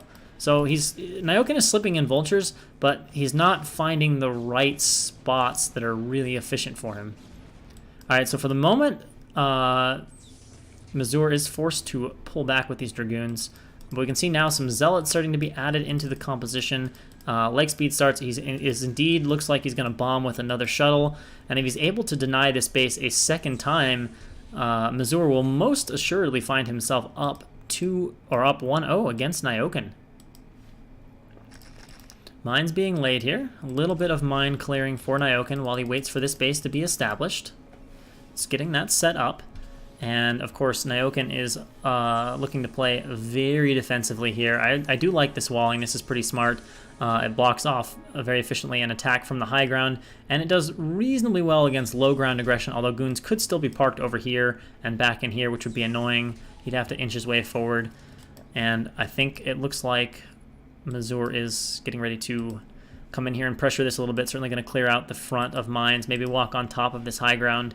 But this might be enough now for Nyoken to defend, but let's not forget we should have Arbiters in play here fairly soon. Is he actually building a Tribunal? He's going up to like 10 gateways now, though. 3, 6, 7, 8, 9, 10. Yeah, 10 gateways. And also, is he going to just try to Bulldog from this direction? A lot of Vultures in good position, though. I feel like without reinforcing speed... Oh, he actually is going to try to flank this, perhaps. Now, it would be cool if he had a group of Zealots to run in from this side and then attack here and here. That could be pretty powerful depending on the direction from which he attacks. And it looks like he's going to spring the trap, or at least move on to the high ground here. I would like to see these Zealots come into the battle, though. Not going to do much there. There's a nice barracks here to tank a lot of fire, and indeed, Nyoken is going to reposition it, so that is good. And going to take this moment. This is a bold move, running quite a few Vultures out onto the map. But there's a pylon wall, pretty good defense here, and Mazur is wise to this, right? So factory's finally getting up for Nyoken. And it looks like Mazur has possibly missed his window here. Is now, look at that. That is a true wall. Like, that is tight. That's depot on top of depot on top of depot, which is absolutely airtight in all directions. So there's literally just a solid wall from command center up. The only way Zealots could get into these tanks is to go through the minerals, and we all know how well things path through SCVs mining minerals. And then, God forbid, how well things path through SCVs mining minerals, or SCVs taking a break from mining minerals to drill the shit out of your poor incoming units. Now, let's see. There we got a Tribunal. We got an Arbiter. One thing possibly needs... Okay, with a second Stargate, I was going to say that's good. One thing I was going to say you sometimes have to be aware of as Protoss is if you tech a little bit slowly, you can end up with basically maxing on just a pure gateway army with no Arbiters. That probe is getting dizzy right now. And that army, pure gateway army, is not so great for fighting a strong Terran. No upgrades at all for Mazur, which is a bit of an issue. Although the one thing that Mazur could do to abuse this a little bit is, since Nyoken has kind of walled himself out, he could move Dragoons down here and at least harass the bottom SCVs, which would be a bit annoying. And it looks like Nyoken does not want to expand towards Mazur in this case, and is going to move up on the map, bringing tanks out here into the middle and just sprawling and spreading towards the top. Or he might just wait till critical mass and push and just expand behind a 200-200 Terran push. And of course, Mazur moving now as his money increases to grab the rest of the bases on the map and add a boatload of gateways in another main. Has an obs out. He sees this move out here from Nyoken, who is 2-1.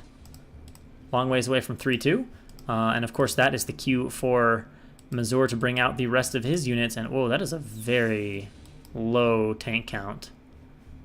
Not a ton of Vultures, though. Ton of Zealots out from Mazur, though. But this is not a particularly huge looking army. For 180 supply, it doesn't feel big. I don't know exactly where his supply is invested. Although I guess there are a lot of Vultures. Almost 3 groups of Vultures, which does make sense because, let's face it, this is a mineral-only base. Now the question is, I mean, this almost looks attackable because there isn't just a wall. Okay, now we're getting a wall of mines outside this army. And right now, Mazur is just setting up spreading. I think an obs saw this base. We definitely just heard it dying. gateways going up in the adjacent main. And where are arbiters? Do we have an arbiter with the army? Are they not done yet? Okay, at least one arbiter's done. Getting that energy upgrade. And a second arbiter in production right now. And of course now Nyoken will have access to that third gas. Needs to put 2 more SCVs on it though, but obviously it really would like to have that gas because he's not able to make many vessels and tanks right now. And then we see that in the very low tank count, but that is so many vultures. In certain ways that is terrifying. It's a question of, has Mazur made the right army composition? If he's very Dragoon heavy and fights this efficiently, it's fine. But if he's too heavy on Zealots, his army can literally evaporate to Nyoken's in a heartbeat. And something gives me the feeling this is a biggish army from Nyoken. Like maybe Nyoken is a bit low on SCVs and he's got like a super Doom push out here. I could be wrong about that, but it feels large in size. All right, here we go. We have the engagement, and it's a reasonable arc here from Mazur, trying to bomb in here on the tank, but that is so many vultures now. Can he get a good stasis off? That would be excellent, and there are a lot of Dragoons in here fighting, which will be powerful against this if only he could stasis all these tanks, but it looks like an EMP goes down, and that forces a pullback here from Mazur. Now, Mazur pulls back in a reasonable order, keeps most of his Dragoons alive. Not a terrible fight there. But Nyoken, of course, still has his push. It looks like at least one base is likely to fall here for Mazur. But remember, he's able to macro off of gateways at both sides. And he does have almost all... Well, he needs to get a few more of those gateways involved in production. But he's got a few arbiters out here. And Nyoken quickly moving behind this. And this is definitely one of the obvious differences between good Terrans and medium Terrans is Nyoken is immediately taking bases, pushing, and denying bases all at once behind this, whereas sometimes you'll see lower Terrans do like a good push, but then they kind of just push, and it's not enough. But he is trying to cement this, and we have some Zealots going out to deny that base. And uh-oh, Nyoken finds himself unsieged, and it looks like Nyoken has overextended here, it feels like, although maybe with these tanks sieged up over here, it will be enough. But no, reinforcements spilling out, and that gets cleaned up, and Nyoken unable to deny this base, and now his army does not exist anymore upon the map. So that was an overextension. Now, his mines and his vultures were able to defend that counter-harass towards this top base, and the tank is cleaned up here. Not too many probes, if any, are lost. And just a small group from Nyoken, and of course, Mazur almost immediately remaxed, eating some pretty big mines, which is not ideal. There we go, now regrouping his army. And of course, Nyoken would really like to get this base back up, but he just lost a lot of units. And we can see the arbiters are in nice production over here. Upgrades for Nyoken are now sitting at what? 2-1, not bad. All right, so Vulture's coming in here trying to do some harass. This harass is obviously not doing a whole lot, as all of Mazur's army is right here. And is there much in the way of recall defense? Not really. This base is reasonably mined up, but not like amazingly mined up. SCV transfer is arriving at this base, and the big question is, will Mazur get wind of this base? And if he does, can he do something about it, like recall straight into it? Which Nyoken suddenly, I think, has decided, oh, maybe this is a serious threat. Is he bringing up a vessel? No, because he has no way to stop a recall to this base right now, which is certainly a concern. Absolutely no way to stop a recall. Hello, Gecko. All right, so a maxed massive bank, slightly low gas, but massive bank. Mazur here against Nyoken, and I'm surprised Mazur is not doing anything about this base. Now there's starting to be so many mines that the recall defense is actually getting decent here for Nyoken. Now, with hallucinated arbiters flying all the way to the mineral line, that would be an issue. But as it stands right now, not too bad. And we can see, of course, Nyoken is forced to spend quite a lot of money. Expensive for sure to remake Terran armies. And Nyoken is now largely remaxed. And I'm going to be interested to see if he decides to go for another push or if he just tries to set up a bit of a turtle. But it looks like, from the way he's moving, that he wants to push. But we have a recall attempt. And does he get the right arbiters? Oh, no. An arbiter slips in. And a recall into more arbiters, into more recall. No, EMP goes down immediately. So Nyoken has to turn everything around to deal with that. And so the downside here is a lot of arbiters are going to die. The upside is this recall is pretty annoying and is definitely buying plenty of time. And he's going to throw away a lot of vultures at this recall right now. Nyoken is not fighting this very efficiently. He needs to get these tanks sieged up, and that'll be a little bit better. But most of his vultures have been cleared out, but so have most of the zealots, so he's not going to be able to dive on the tanks and cause any problems.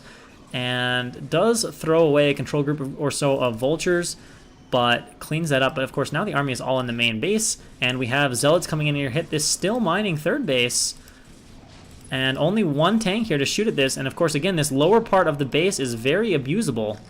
Oh, that could be a good mine, though. And there's actually a shuttle coming in here, which is a very brave choice. Let's see if the Goliaths get wind of this. They are targeting a few, but those zealots...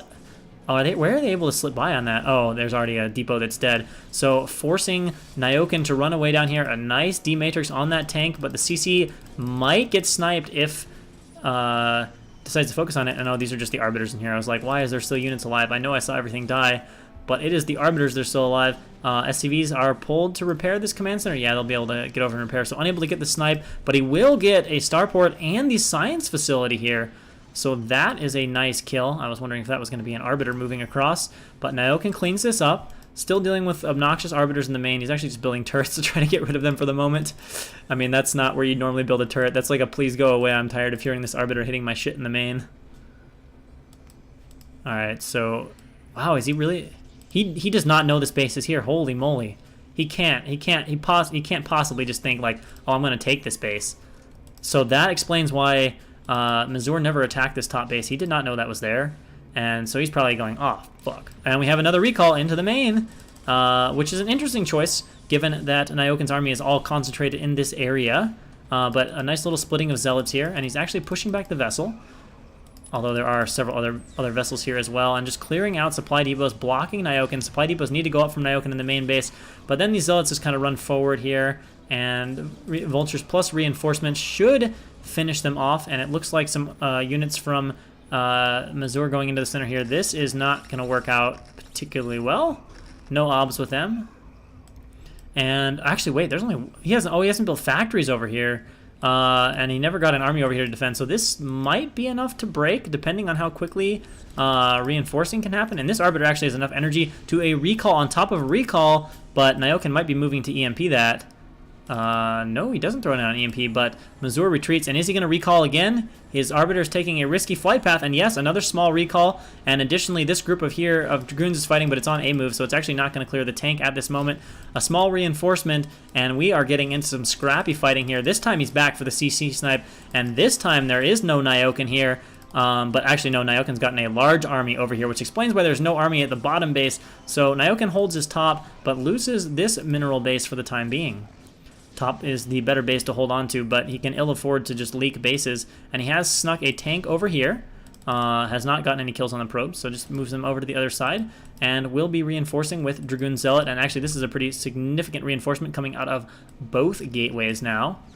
And yeah, unfortunately, Mazur is just kind of pushing him back here, and he has killed the CC. And this tank should die fairly soon here. Wow, he's actually repositioning it. That's a pretty bold move by Nyoken, because there's enough units here to just clean this up. Yeah, I'm gonna drag that mine into that tank, and there goes all of that.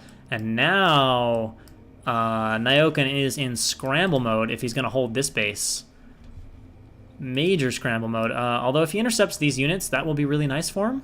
And he is going to get the vultures across the bridges, and well, is he going to get them across in time? That is, no, he's not. He's going to take a lot of damage on these vultures as the large reinforcement from Mazur arrives. And can Mazur break this base right now? If he does, Mazur is at an incredible advantage. Now, there aren't that many zealots left, but is there enough? I was going to say if there was enough for a recall, he could just completely break the base, but he probably has enough units to break it anyway, since we don't see reinforcements on the map anywhere from Nyoken right now. And he is into the top, carefully trickling in these zealots here. Going to clear out a few of those mines. Arbiter is going to fly over turret. Oh, nice save on the Arbiter here. And the zealots have cleaned out most of the mines now. And now there's even enough for a recall if he wants to flood in more units that way. Or if there's reinforcements, he can recall on top of them. He forces a run, though, of all the SCVs. There's just no way to get enough units over here to defend. And Nyoken's income is being absolutely savage. Now, a big bank for Nyoken, but he's about mined out. Both of these bases are anemic and low. And cleaning out this base entirely. Going to start cleaning out some of these mines. Wasting all this defense. And, of course, remember, this Arbiter has enough to recall on top of this army if Nyoken doesn't expect it and doesn't play it right. And there's no vessel over here. So I wonder if he's going to notice this and say, he does notice it, but he's going to lose it. Oh, he was trying to recall. And that would have been incredibly decisive because his army was split up all over the place. A Zealot Heavy Recall would have absolutely smashed what remains. So Nyoken is going to clear this. He saved his CC. He will reestablish this base for the moment. But it remains a fight, and now the fight, I think, is going to turn almost completely towards this base. And we have a lot of reinforcements, but also reinforcing is Nyoken. And Mazur is going to need to be careful here with his army movements, because if he kind of throws away his army for nothing, that would allow Nyoken to reestablish himself in the top. And if Nyoken, and then we've got more or less very close to a split map situation, which can go just fine. Wow, that was a hell of an EMP. Those Arbiters a bit too clumped up. And we have Arbiters fighting Vultures as Nyoken brings down his top reinforcements here to fight these Vultures and forces Nyoken to run them away. Now, will he continue to press his advantage here at this base? Yeah, but these Dragoons are being used for mine-clearing purposes, and that actually worked out better than I expected it to. But too many tanks left in the backfield here, so Mazur is going to lose this group of units, and for the moment, that means Nyoken has 2 bases established, and now he can Maynard SCVs if he still has SCVs around in which to Maynard. So almost a split map position, 1 base up for Mazur, but that's not like, okay, maybe 2 bases, so that's still okay-ish for Protoss, but it's going to become a pain in the butt if this base starts to get established.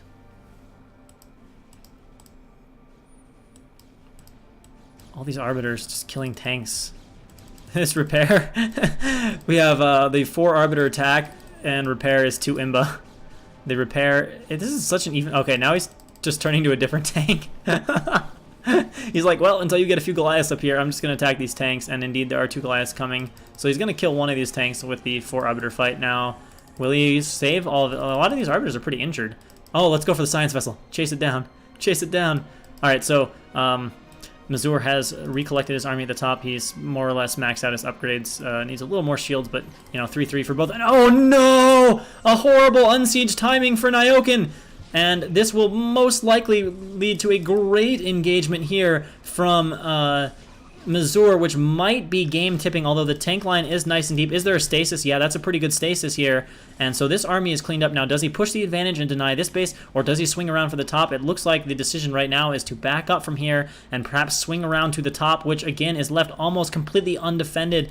Only, unfortunately, it is Dragoon reinforcements for most of these gateways and not Zlot reinforcements, but right now I feel like the Goons could just bludgeon most of this down, but Mazur is not going to go for that option right now. Perhaps doesn't want to get sandwiched in there over the bridges, or just wants to press his advantage over here, knowing that Nyoken's mineral resources are depleting, because unfortunately Nyoken hasn't been able to make a fast transfer to saturate this, so Mazur is still running on an absolutely massive bank.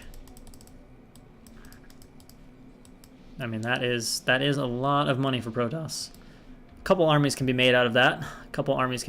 And still mining from 4.5 bases. Well, no obs here, and moving into a lot of Goliaths. So the Arbiters will fall fast, and this army has no Zealots in it. So it has to back up. Wow, just immediately losing control of group of Goons and 2 Arbiters. That was a terrible engagement for Mazur. And of course, these bases are still alive for Nyoken in this crazy PvT slugfest. And I mean, Nyoken has never quite gained the lead in this game, but he was incredibly behind earlier on. It almost looked to be over, and he has continued to fight and fight and fight, and Mazur has just not quite been able to get the better of him in this late game. I mean, Nyoken has had, or Mazur has had good moves, and he's moved. It's continually been Mazur gets a sizable advantage, and then Nyoken claws his way close to even, and then Mazur makes another move that gives him an advantage. But Mazur has never been able to follow it up with it to say, oh my god, this is a beautiful army to recall. But he's actually just going to throw in a stasis, which I guess is okay too. Perhaps not enough energy for recall, and indeed that was the case. Oh, recall on top of that would have been so sweet. And whoa, okay. We'll do the observer style with surprise carriers. That explains why the Goliath count was increasing a little bit faster than I expected. So Nyoken is on top of these carriers, and that could very well be a good choice here. Let's see how the carrier control is for Mazur as he tries to use the carriers to break into this top base. But right now, their carriers aren't doing a lot, and there's only, what, 4? 6 or 8 would be quite a bit stronger, but he's going to try to use the goons to attack up the ramp, and of course this can work very well, especially when the tank count is this low, because the carriers soak all the Goliath fire, and the Dragoons just fight. And with no tanks in the battle at all, but the issue is, does he get up the ramp before the tanks unsiege? Otherwise the tanks are going to melt these Dragoons.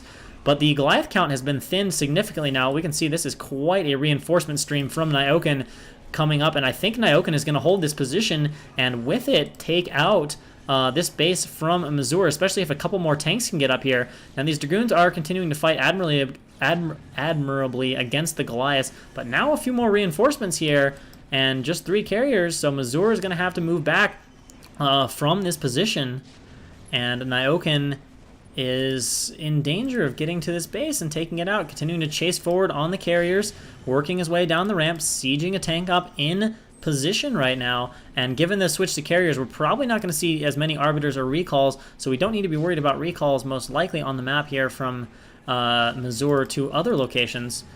And there we go. Now we have some reinforcing carriers, 5 carriers out. If he can clean the Goliaths up, and he still might with 5 carriers, it is certainly possible to clean up that number of Goliaths. Let's check the air upgrades on these carriers for a moment. We have +2, so yeah, he has been upgrading these carriers for a while before switching to them, which is a good choice against these 3/3 upgraded Goliaths, which will just shred through carriers without upgrades. You know, I mean, if your interceptors are being reduced in damage from 8 to, or from 6 down to 3, they just, oops, a little bit of a mistake there on that Arbiter, which is relevant because Arbiters are worth a lot of gas. Oh, this Dragoon over here finally found, and all the focus of the game concentrated now here on this top base, and that is now suddenly a lot of carriers. I actually can't box select the carrier by themselves, but it looks to be 6 or 8, which is definitely a scary number. Dragoons moving up in here, but that is too many tanks to take on with just Dragoons. Needs to mix in perhaps a few High Templar and whatnot. And of course Nyoken now, notice this, he is positioned to take this base. And if he takes this base and sets up a solid position here, it's not much of a stretch to creep a tank or 2 here and deny this base, and possibly deny this base, which then splits the map, and we know where split map usually goes in favor of.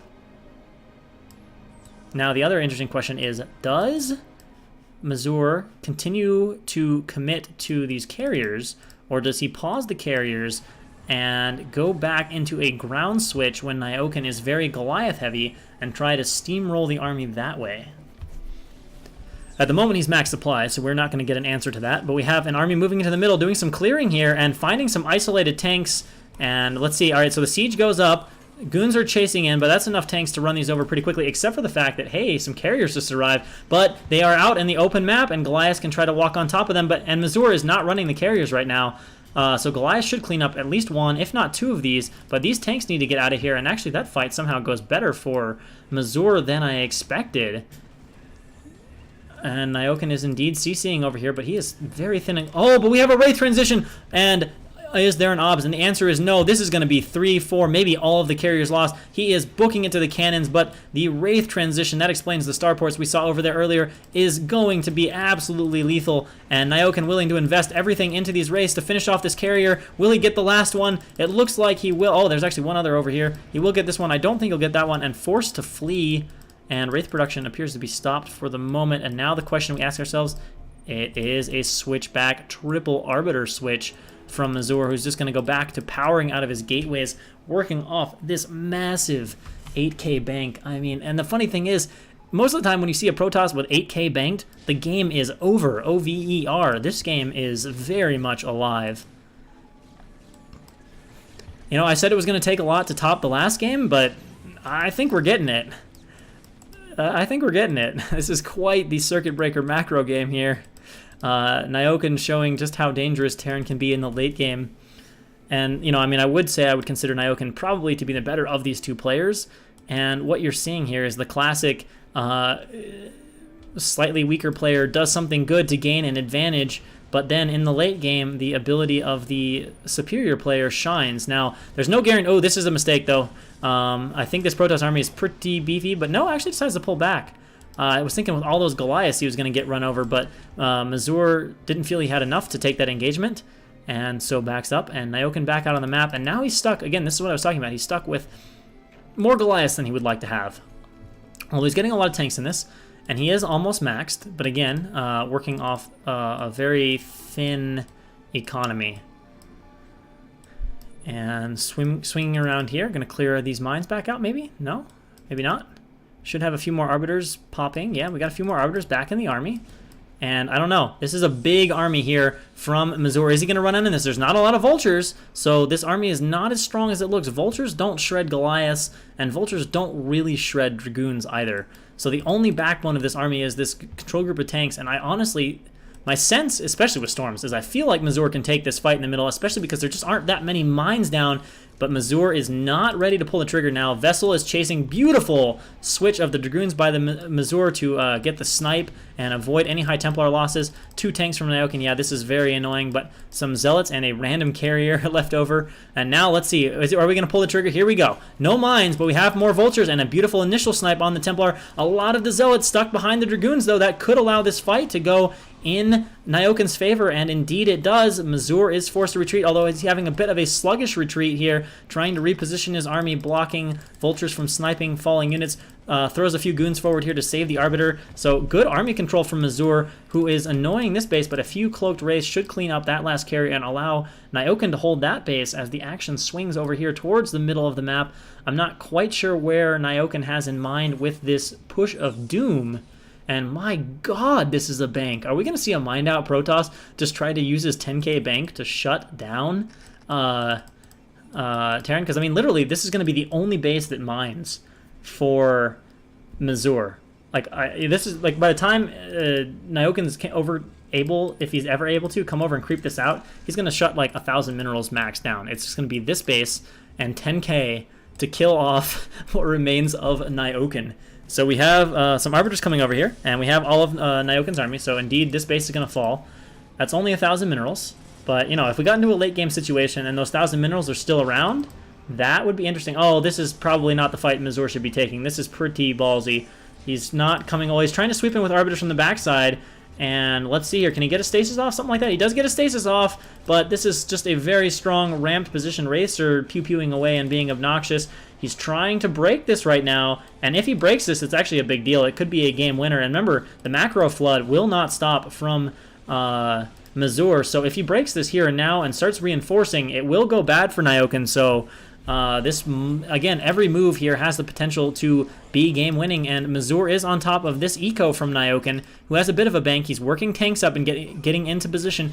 If he can hold this army off, then this game continues quite a bit entrenched, and that Templar goes down. That's a big fight, and actually these Cloaked Wraiths are adding a decent amount of DPS to these Dragoons. He actually has 1 upgrade on his air weapons? What? For better carrier assassination purposes? And these tanks actually unstasis, so it looks, for the moment, Nyoken holds this position. Good storm from the Templar, though. Finishes off those tanks. Wow. Beautiful sieging from Nyoken. Look at that. Perfect tank positioning. Does it get any better than that?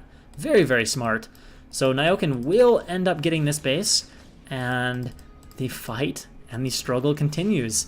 Mazur continually almost gets these advantages, and then just can't quite tip the scales all the way into his favor. Vulture sneaking around here. Now this is a good Vulture harass, and immediately forces a probe probe pull, and Mazur wisely responds to that. And of course Mazur quickly with another army out on the map. But now every army is really worth something in the way you feel it. You know, when you're mining from 4 bases, like you throw away an army, you're just like, yeah, I got a bank. But when your bank is not increasing, and all of a sudden you have to spend 2k every time to replace your army, or more than that, you notice it. Actually, it's about 4k to replace an army. So about 2 more max armies left here from Mazur to break this, but the issue here is there's not tons of units from Nyoken. He still has these beautifully sieged tanks. I would love to see them repaired because Dragoons can certainly kill them from here. Okay, so finally he's mining this base. I was going to say he should just grab the rest of these minerals. Has not re-expanded this base, but is leaving a tank here. And oh, Nyoken. Nyoken, this is a mistake. Well, actually, wait. Nyoken's 170 supply? Where is his supply? It is...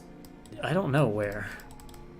I'm very confused. Is he continuing to upgrade, like, air weapons? I don't even know where he rebuilt his armories. He lost his armories in that attack. And he's going to... Oh, so this is why he brought his army down here. All right, so we're going to have a fight over here at this base. Not a lot of tanks here from Nyoken right now. Okay, more are arriving, but they're not sieged yet. And a good number of zealots without a good number of vultures, but it's enough to get Mazur to turn around. And I guess overall, I have to give Mazur credit. He is much better than most Protosses I've seen at pulling back and not taking engagements not overextending in engagements. I see a strong tendency for most Protosses to fight too long and not realize quickly enough they're not taking this engagement, and Mazur is very patient. I mean, not once have we seen Mazur just throw away his army suiciding into a Terran. Now, I can't decide if I think he's a little too patient at times, but I think it's much better than just making one stupid attack and being like, no, I'll win, and obviously you won't, and then all of a sudden you're retreating with 6 goons and you've only killed 12 vultures in a tank. So Nyoken grabs mining from 6. Of course, mining reestablished here. I'm still surprised at the lack of recall attempts here. I mean, he's got the arbiters, you know, and we're going up on the high ground. We're attacking this way. We definitely have arbiters in the mix. That's going to allow us to swing to the bottom with the other army. So this is a pretty interesting split here.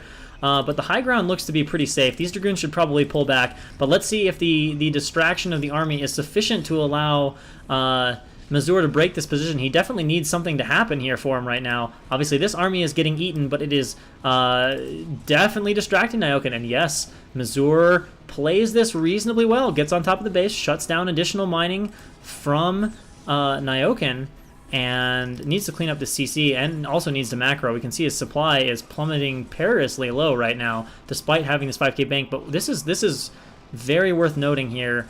The gas is low. Oh, actually, oh my god, I hope to god he's macro reinforcing with zealots, because if he's not, or has storms, that'll do it too. But all this unsieges, but some pretty good storms at the last here. Whoa, really great storms. Soften all that up and trades out pretty evenly. But he's basically stopped macroing, which is kind of weird. Okay, finally we're remacroing. That was a pretty painful macro break here. I guess he doesn't want to just spam all zealots, but he's more or less out of gas. I mean, let's see. He's mining hardcore. He needs to get back all his guys back on depleted geysers, because they're, what, like 1/4 of a normal geyser? So he can at least have 1 or 2 gas income, enough to keep some dragoons in the army. Like, you don't want to go Piers a lot. But this might be starting to slip away in some sense from Mazur, unless he can just overrun this position with zealot-heavy compositions. Simply because, well, he's very, very gas broke. It definitely would be worth retaking this base from a gas perspective. But yeah, he's just using these depleted geysers, so he's basically a 1 gas Protoss, because he's got like 4 bases of double geysers right now, and obviously we know how 1 gas income. That's like 3 gates maximum dragoons. So his army composition is going to trend heavily towards zealots, and I don't know. I personally think this looks really bad. He did not remacro super fast for him. We obviously see the supply difference now. Some of this is intentional because he's not investing this money, but he basically needs 1 attack, and he has to break up these bases. Now Nyoken is also running kind of dry, but he needs a decisive attack at least these bases. I think even killing this base is not worth it, because that still lets Nyoken mine 3, and especially the gas advantage now for Nyoken here is really significant. Still has several thousand gas left, and this is not the attack for Mazur to take.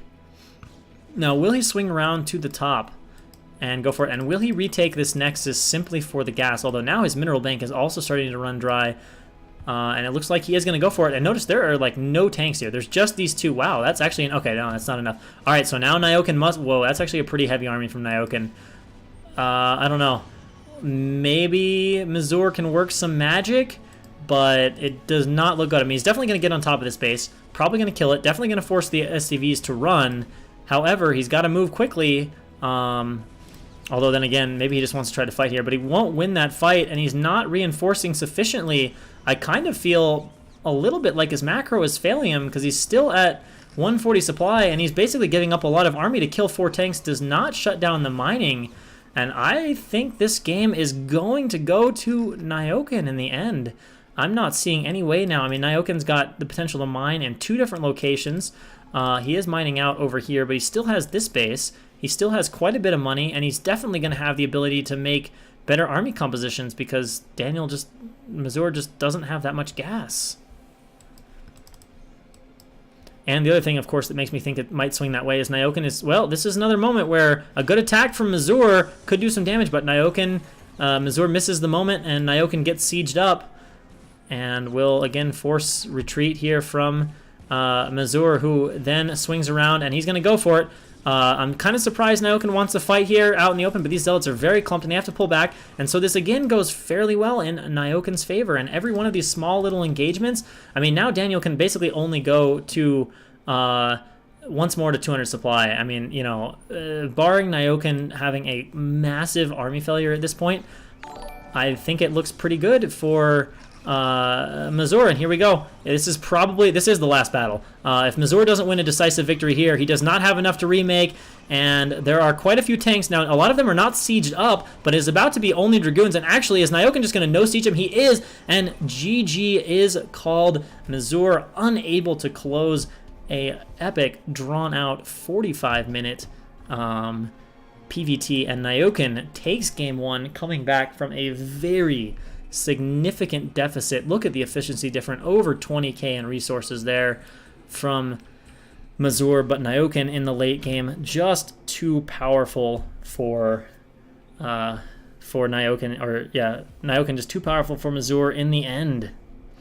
And yeah, I do have to wonder. I honestly think possibly there were 4 or 5 times where I felt like Nyoken had moved his army. He was kind of like the armies were really close together. Nyoken wasn't sieged. There were no mines. There were a few battles where I thought if Mazur had 1A, 2A, 3A, he would have just ran Nyoken over, but perhaps a little too patient, and then never maybe getting a recall to that top base. I mean, hindsight's 20/20, but I feel like there were opportunities for sure there where Mazur could have consolidated it, but just couldn't get it done. So we will be going into the second Nyoken versus Mazur game on In the Way of an Eddy. Also, thank you for following. It is much appreciated. So, spawning in the bottom right-hand corner as the purple Terran, we have Nyoken. And in the top left-hand corner as the teal Protoss, we have Mazur, aka Daniel. And the battle shall begin. Yes, Neopras, thank you for following. Much appreciated. All right, so both players now probably feeling a bit of fatigue. Those long-drawn macro games can really take something out of you, just the mental effort you spend, and then the investment in a 45-minute drawn-out macro game is just, you know, it's really significant. So we'll see if Mazur can get his mindset back. It's always frustrating to lose a game that you worked that hard and that long for, and it's even worse when you had the game within inches of being won and don't end up being able to close it out. But let's see what Mazur can do here. Yes, thank you.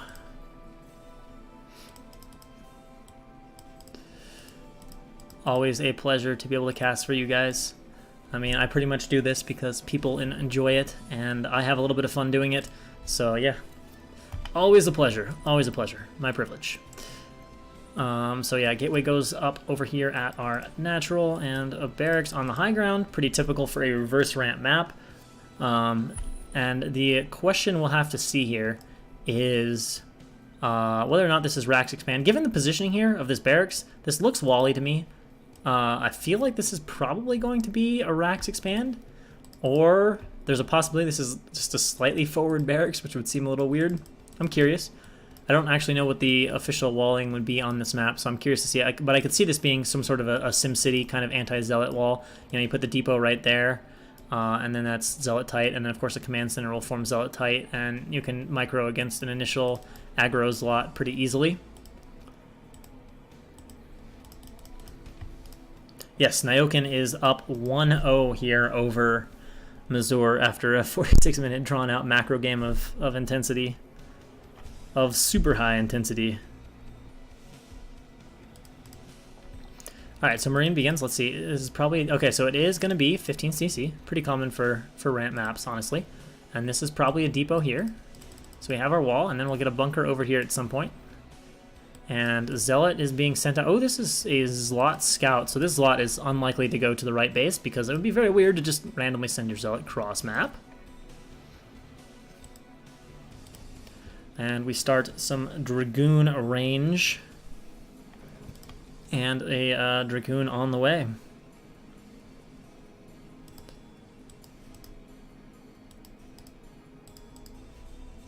Bunker starting here for Nyoken, and okay, so I have very quick 2 gates from Mazur. From Mazur.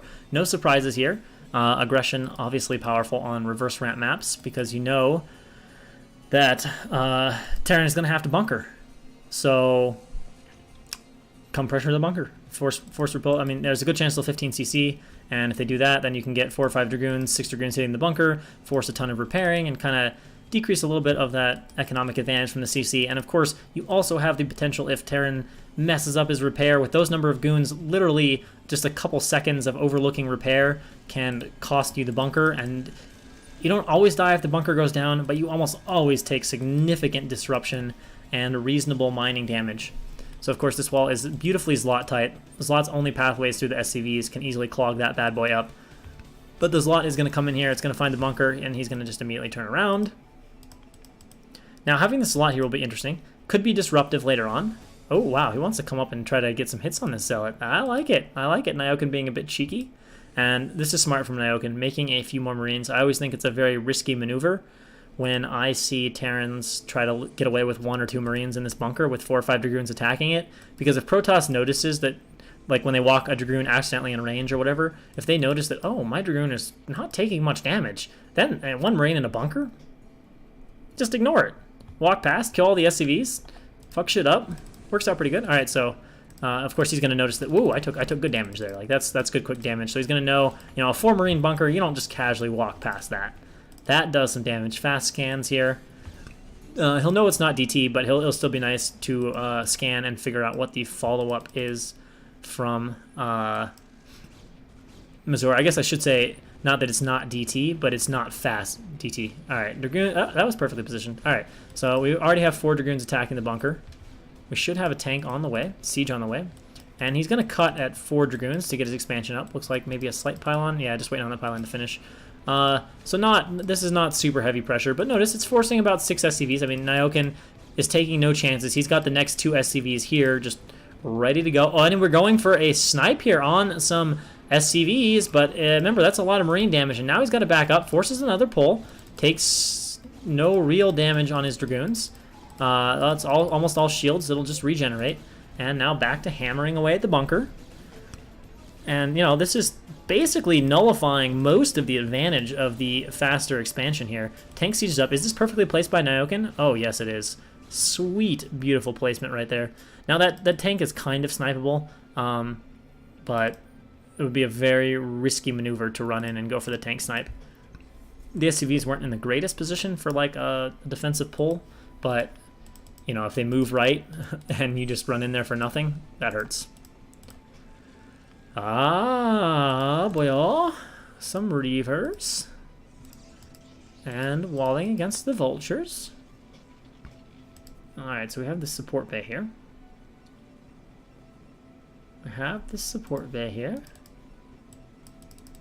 And getting, obviously, a Reaver. I'm just waiting to see if we're going to get any speed. Okay, that's going nowhere. A nice save, though. Oh, whoa. Oh, wow. Bit of a oversight there from Mazur, who does not leave those goons on hold position. And the SCV, I think rather unintentionally, baits them in. But remember, we have the scanners available for use by Mr. Nyoken. Perhaps has he already used them? I don't think so. It seems like a lot of energy. So we'll be waiting to see where and if he'll scan. And what... Oh, we hear the scans going off. Can we get vision on... Yeah, okay, so he scanned over here. And oh, never mind. The shuttle's being used for an elevator. Well, this is cute. I missed the fact that the shuttle was already out. But the tanks are being recalled.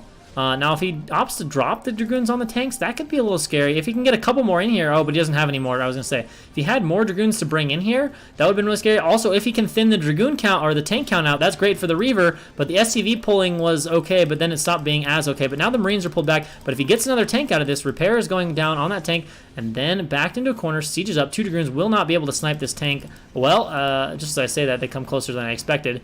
On top of the tank, but Marine DPS a little too much. Well handled there from Nyoken. 4 Dragoons for a tank, 5 Dragoons for a tank, whatever it was. Not a particularly great trade. But of course, the shuttle is out. No speed. Ooh, this is aggression. This is aggression shuttle. Bringing all 4 Dragoons with him. Definitely aggression shuttle. Thank you for following, Hank. Thank you. And yeah, so what you can do is, although the fact that he's given away 4 Dragoons right now kind of decreases the potency of this, but the Reaver can be used to quickly take down the bunker and repairing SCVs, and then you cause trouble that way. So he's going to go for this here, is Mazur. Scans continue to go down. We can see Mazur is going to expand behind this. So if this goes really badly for Mazur, he suddenly becomes very vulnerable to a counterattack. And there's a Goliath out too to help deal with the shuttle. And with the tank sieged up there, I don't think he can really afford to go for this. He could maybe come over here and do a little bit of harass real quick, but we can see Nyoken is also expanding and pulling back 2 Goliaths here into the main base to help deal with this. Is he getting range? Yes, he is. Okay. So these Goliaths are soon about to be almost perfect for preventing any harass, and it looks like Nyoken is basically going to get through this undeterred. Thank you, Blue Sky Fish. Thank you for following. And the base up here for Mazur. 4 gateways, adding a citadel as well, and a forge. So Mazur is basically looking to move into a macro game, trying to match Nyoken here. But of course, you know, Nyoken has gotten away with a 15cc, whereas Mazur made, you know, 2 gates and 4 Dragoons before expanding, so a little bit slower expansion, and the timing of the thirds are not really going to be that different. So economically, Nyoken is in a very nice spot here to play this game. Anytime Terran is even on eco with you, you're not particularly comfortable as a Protoss.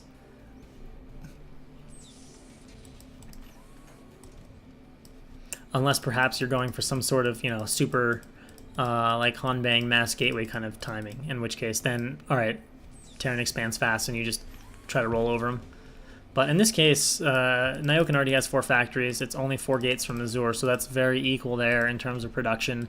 Mazur doesn't really have any options available to him, and Nyoken should scale up pretty well with Mazur, which should mean that little happens until we max out, unless Mazur just feels really more or less ballsy, I guess, and wants to go for something, or Nyoken just decides he has a good enough army that he can take on what Mazur has. Like, I guess if Mazur takes another 2 bases and stays on 4 gateways or something, Nyoken might decide to move out. But probably Nyoken just gets his 2-1 and chills. Oh, what? Was an SCV trapped over there, maybe?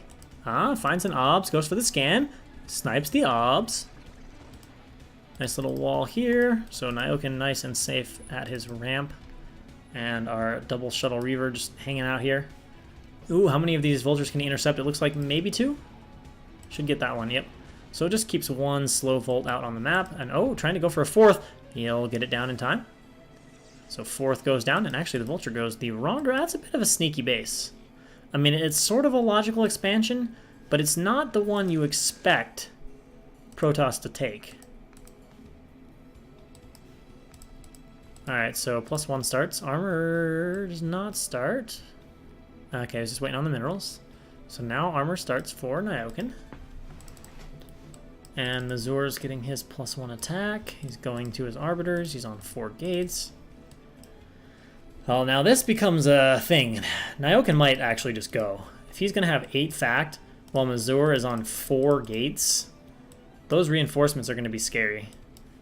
No mines down. That's the one thing maybe I don't like here. And that's a lot of zealots. Well, this has a little bit of a... Without mines... Yeah, if there were a bunch of mines, I would say, nah, this ain't going to do anything.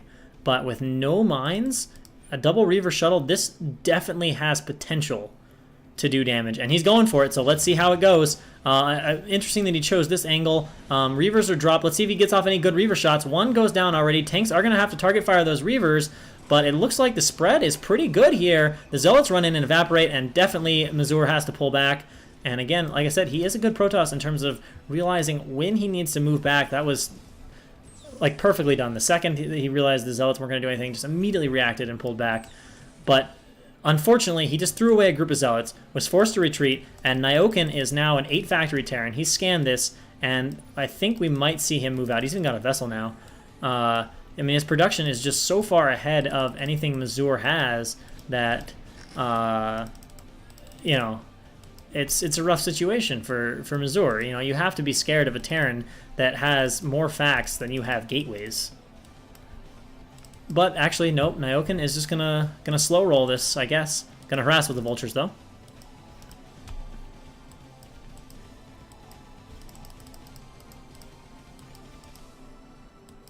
Oh my god. Oh my god. Oh my god. Okay, he's got some stuff coming out of the gateways, but it's only Zealots. Yeah, so Nyoken's gonna kill this Dragoon. And I'll lay some mine. Oh, he's not gonna go. Oh my god. He could have killed so many probes. Whoa. Okay, well. Not amazing probe saturation here from I think that's supply difference. Yeah, that's not good. Okay, and there we go. Now Nyoken moving his army around a little bit. And perhaps he's just going to expand behind this push.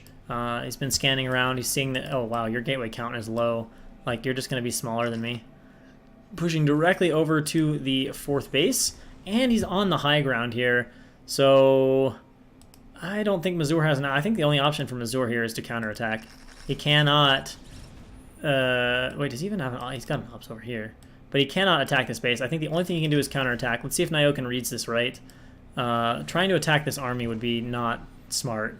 Uphill into a Terran that's at least as big as you, and so Mazur is just looks like Mazur is just forced to cede this base, which then puts him on equal economy with Nyoken about to go ahead. So Nyoken basically just utilizing the fact that he's massively ahead to deny Mazur's base and just get even more ahead. So now Mazur is basically going to need Nyoken to walk into his army or pull off a sweet recall or something of that nature to have any chance of getting back into this game. Probably going to choose to expand in the opposite direction, maybe even try to double expand, something like that. But Nyoken's army superiority is just ridiculous. He's got his 2-1. Mazur has just 1 armor, 1 attack, only just now starting to work on his 2nd attack upgrade. And for the moment, of course, not opting to counterattack either. Nyoken just leaving a couple tanks here to finish clearing that out. Now, here's a spot where Nyoken is maybe not... Well, he's still on some high ground pods here. And that's a really nice siege. Oh my gosh. A few Dragoons just immediately melting. And everything over here for Nyoken, who is then going to unsiege and move right through the middle of the map, just using... Oh, actually, no, he's sieging up. But he has zoned Mazur out of a base, has a 50 supply advantage. Now I think we'll see him push in earnest. I mean, you know, he's got his 2-1, he's working on his whatever, he's getting a 4th base. Just no real reason for him not to push here. One thing to note that was good for Mazur is he did run run the probes away immediately. So no losses there. He's getting his Arbiter energy. And Nyoken, look at this, just beautifully moving around these high ground spines. And another moment missed here from Mazur as Nyoken's up on the high ground, and this is probably not a good fight, although actually a lot of tanks are kind of back here and unsieged. Let's see if this fight can possibly work out for Mazur, but high ground is just so damn strong, and now it's just Dragoons, and he's staying and fighting. I think he knows it's... Oh, well, maybe not. He will move back. That one he stayed just a bit longer than I expected. The shuttle is taking some final hits. It will fall. And now the no siege victory from Nyoken comes. GG is called 2-0 for Nyoken, who moves on to the round of 8. 499 followers now.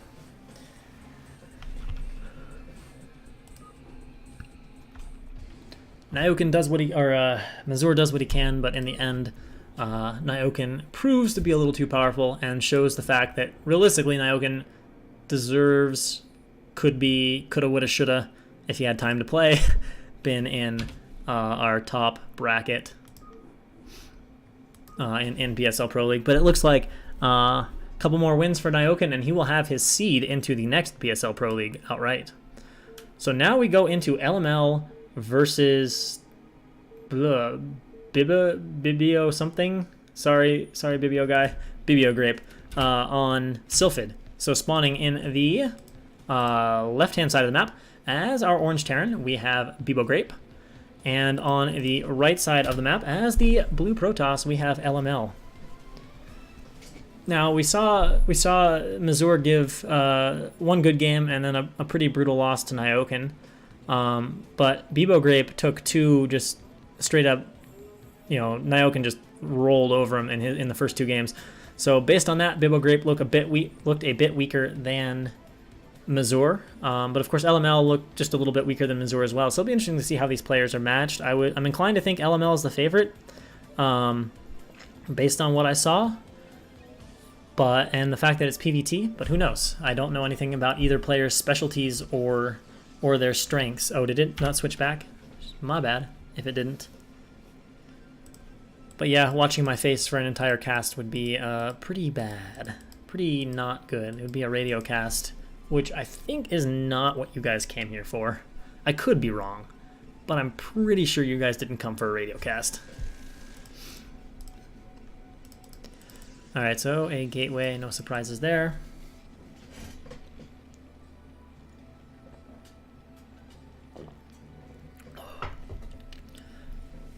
Apologies for not doing that sooner. Miss my hotkey, I guess. I'm in danger of losing my voice, too. If we keep getting more of these 45-minute games, it's going to be long. Alright, so gas here for Bebo Grape. And a gateway from LML along with his gas. Nothing too crazy.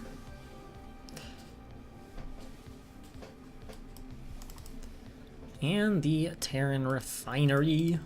Alright, so probes on gas. Looks like a Zealot is quite likely. And the barracks here. So no surprise, I guess, on a flat ramp map to see a Zealot coming out.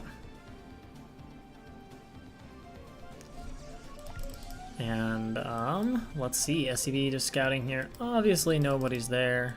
That is an interesting depot location. I don't understand that at all. What is that gonna zone out? Huh. Alright, well, whatever. Factory goes down. I just feel like this wall is not very useful. Like, all the places that a Zealot would go, like harassing the SCV building the factory or the mineral line, is not really zoned by this barracks and depot location. I find this an odd choice from Bebo Grape. I mean, if the barracks were here and the depot was here, I'd say, okay, well, that makes sense. But this wall, I'm not sure about it. Alright, so getting some range, getting out of Dragoon. Oh, he's making a bunker. Well, let's see here. Zealot gets off an initial hit already, and let's see how this works out for Bebo Grape. Yeah, so the Zealot wants to chase these around, but I don't think he's going to chase this too much. Is he actually going to chase the Marines? No, I figured he'd just go in and harass now. And now the Marines have to run like all the way back to that wall. And oh no, the Zealot gets right on top of this Marine. No probe here though for double hit punishment. What else? We have a Dragoon coming right across though. Good thing for him that bunker's up, although it can very much be walked past unoccupied as it is. And good thing he's also going straight for tank. Now this Zealot is taking some damage, but so are these Marines, and this Dragoon just gonna waltz on by. Hello, thank you ma'am, wham bam. Dragoon walks in, so not a good start here for Bebo Grape. Gonna be forced most likely to pull some SCVs. Really wants these Marines, and he's gonna get it, but that is some nice SCV trapping. Getting off double hits, softening up that Dragoon. Actually, wow, he might actually kill the Dragoon, and losing only a Marine or two to do it, that's not bad, and okay. That also explains the bunker. Well, I won't give any spoilers. I was gonna comment on something, but that might be a bit spoiler-esque. Oh boy! Oh! Dragoon misses the SCV, which is going to see the robotics, and the. He might already have range. I should have paid attention. We'll see if he has range soon enough. Okay, so SCV knows. Second gateway. I bet he has range. If he's making a second gateway that fast. Should have it. But for the moment, just parking the Dragoon here. We got a tank out. We have our Starport. If the Dragoon walks in far enough, though, it will be able to see that there's no command center. Looks like Beeble Grape wants to build a command center. Okay. D. Okay. Cool. And second gate. Is this Reaver Tech? Or is this Obs Tech? It is, right now, nothing tech. Alright, so it is a shuttle. Okay. Some bombing. Some bombing, maybe. Command center goes down. Dropship. Mines. Very annoying. Third vulture. Fourth vulture. What? Okay. Okay. We're just gonna make a dropship and then we're gonna go attack. That's interesting. This is very interesting. So yeah, it's gonna be Reaver from LML. Okay, so just get the observatory in between so we can get that obs out.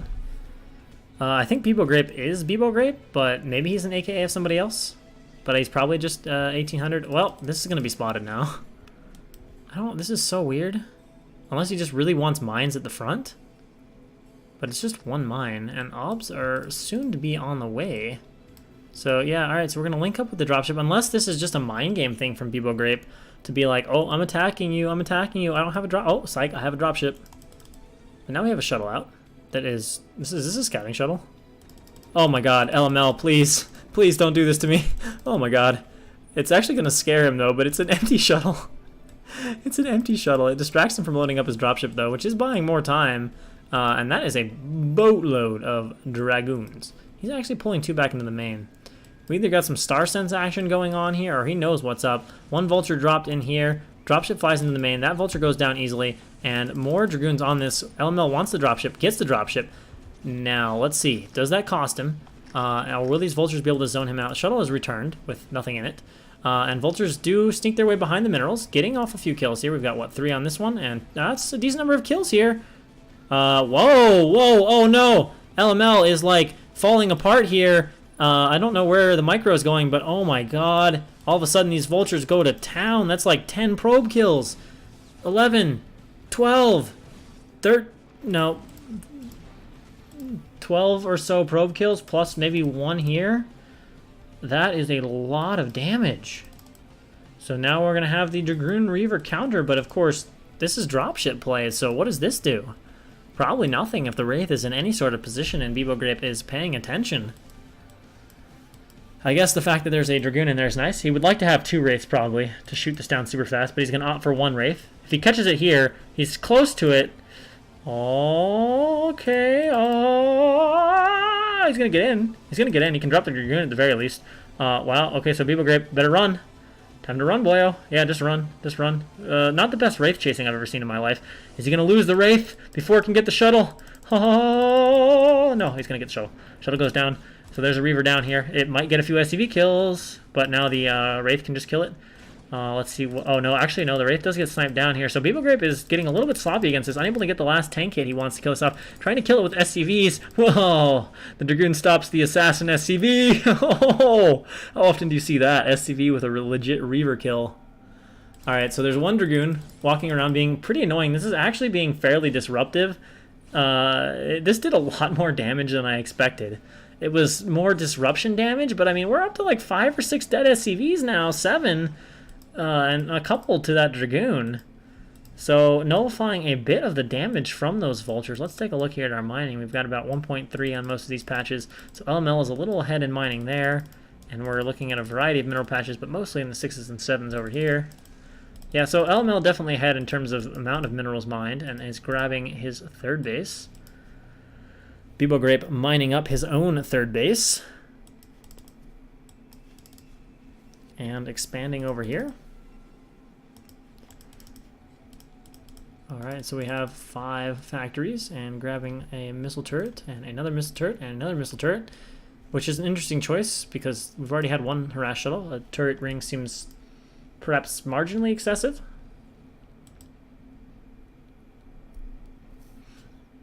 And where are we at as far as tech goes for LML?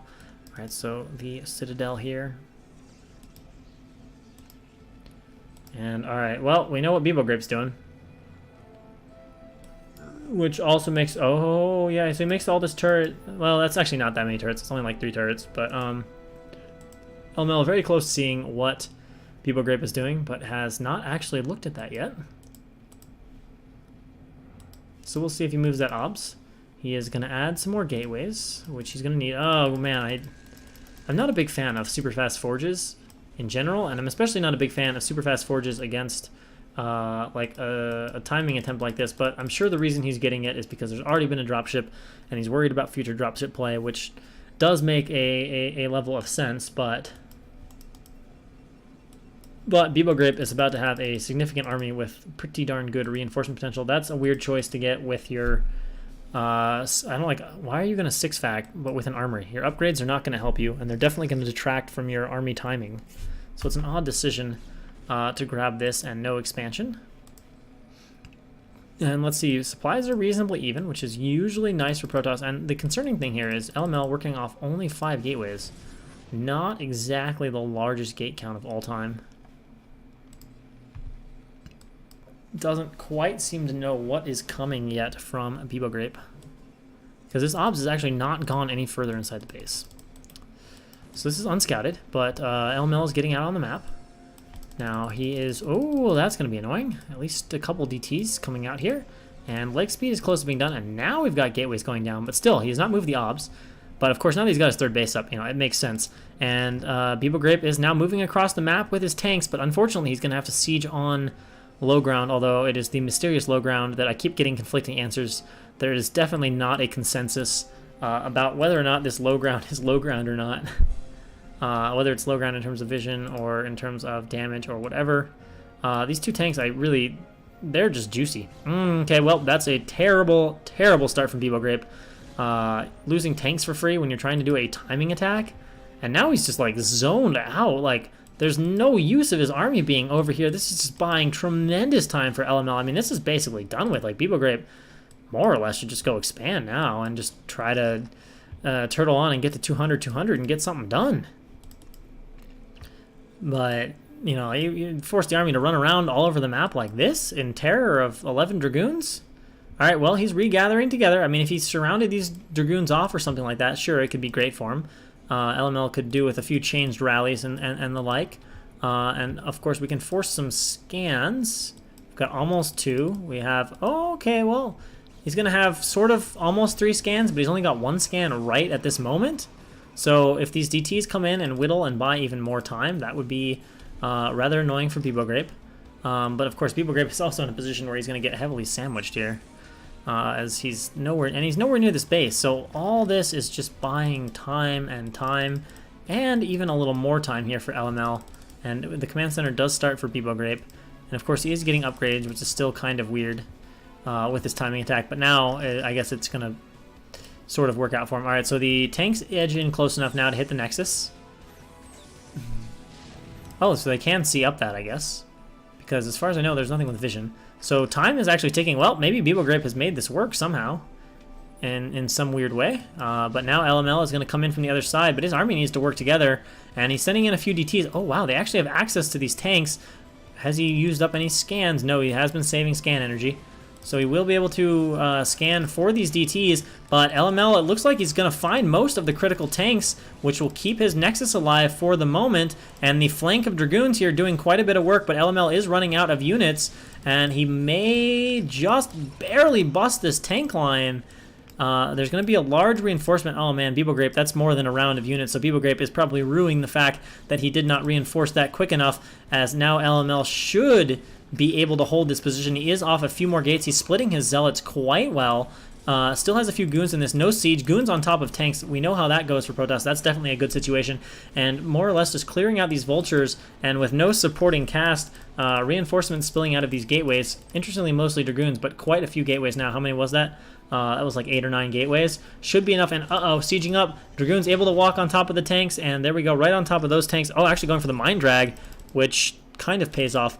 But every second this base stays alive, it pays off more and more here for LML, who's going to send another wave. And LML, even though the reinforcing distance is pretty equal, LML is just doing a better job of this, and BBoGrape is unable to keep his tanks alive. And one more wave of reinforcements here will be enough to seal Beeble Grape's fate. And let's see, LML is going to pull back just a little bit. Probably Beeble Grape will lay a few mines. Going to continue to finish off these turrets. And LML keeps a few reinforcements back at home just to prevent the possibility of a vulture harassment run by. Two nice cannons here doing reasonable protection for the mineral line. Alright, so gotta back off. Oh, mine comes forward. Pretty good mine. And Beeble Grape just continuing now, more or less. I guess you could call this like a slow push. All of these. That is just two tanks all by themselves. All right, so LML moves forward with this little group, and these tanks are out of the fight for Beeble Grape. They are not participating, so a pretty poor siege position here, and he pays for it. Wow, nice pullback of the Zealots here, and the Dragoons perfectly positioned, clear out the Vultures, and that is going to allow, especially with these slower reinforcements, is going to allow LML to come in here and clear out these tanks if he actually uses his Zealots, but he doesn't. And the supplies are holding reasonably equal, and Beeble Grape is teching a little bit behind this. These have obviously been forgotten about as the fight goes on, as they have 0 kills. They were just dropped in here and have not been utilized yet. And alright, trying to get Zealots on top of these tanks, and it looks like LML has found the sweet spot here. So both of these tanks will fall.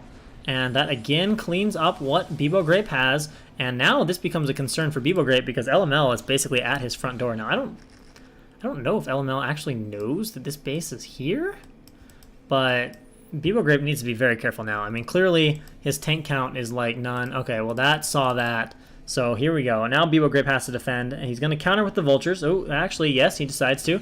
Going in here, getting a few hits off on these slots, and not much left in the natural, but Beeble Grape more concerned with defending his own expansion, so these Zealot kills are indeed very nice, but already LML getting a critical float of the command center here for Beeble Grape, and that is going to secure the base more or less, or secure the significant economic advantage here for LML, although Beeble Grape being very active with these Vultures and definitely getting some work done as he kills all those Maynarding probes off, leaving just one probe here for LML. Dragoons self-mine clearing, self-sacrificial mine clearing. Obs does arrive though, but now Beeble Grape is mining only 2, and LML is gradually gaining that supply advantage. You know, for the longest time it was even, and then it was 10, and now it's worked its way back up to a solid 20 supply advantage or so. Alright, so still owns the high ground, still owns the supply advantage, although for a moment with those probe kills, the supply advantage does narrow. But the longer this goes on, the better it gets for LML, as he is on 4 bases and can replenish probes really easily and just generally has a better eco. And remember that Beeble Grape is continuing to throw away supply in terms of these Vultures, so he does not have much of an army at home. His supply is still pretty high though, I must give him credit for that. He is working off of 8 factories. That's definitely, I don't think you can do 3 shops off of 2 bases, especially not if you're trying to make science vessels. Although I guess because LML has not only just now about to get out an Arbiter, he hasn't really been focusing on his vessel tech. These DTs are still just... I'm surprised because, you know, if you are LML, like you have this... Okay, he just noticed. I was going to say, if you're LML, you have this vision. And alright, well, that forces a nice run, so we're going to temporarily reduce him to like 1 base of mining, and perhaps go in for the kill here on this base. And if he shuts it down this time, it's really, really bad news for him. Because now we have 4 solid consolidated mining bases for LML, but LML knows Terran's on 3 bases and doesn't want to risk a bad attack and then getting countered. Because let's face it, it's still a Terran on 8 facts, and you do a bad enough attack as Protoss, the cost is very high.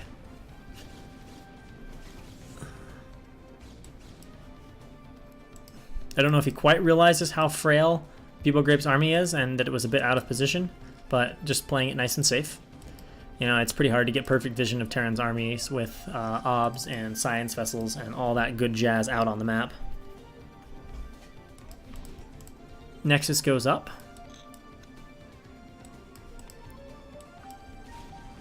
And again, these Dragoons just zoning perfectly. I mean, you know, Beeble Grape is just unable to get out on the map. And wow, is he actually trying to push down here? Or is he just trying to get a little more breathing room? Looks like he just wanted some breathing room, to be honest.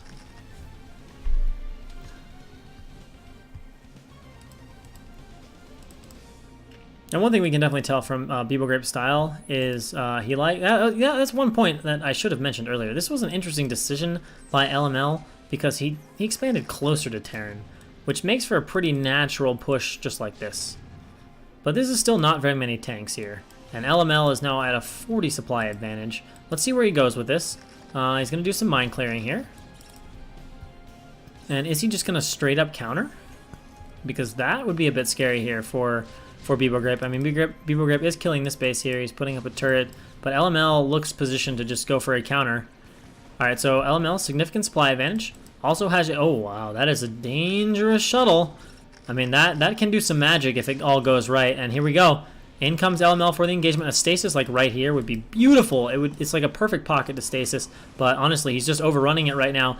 And remember, these are High Templar Storm shuttles. But it looks like LML is just countering big time to the natural. Not even worrying about the third. So the natural under siege. Now, reinforcements are very awkward to do here. If he reinforces directly, I think they'll just path through that lower base. And this is where a storm would be so good right now. And LML has just noticed that. He brings the shuttle back.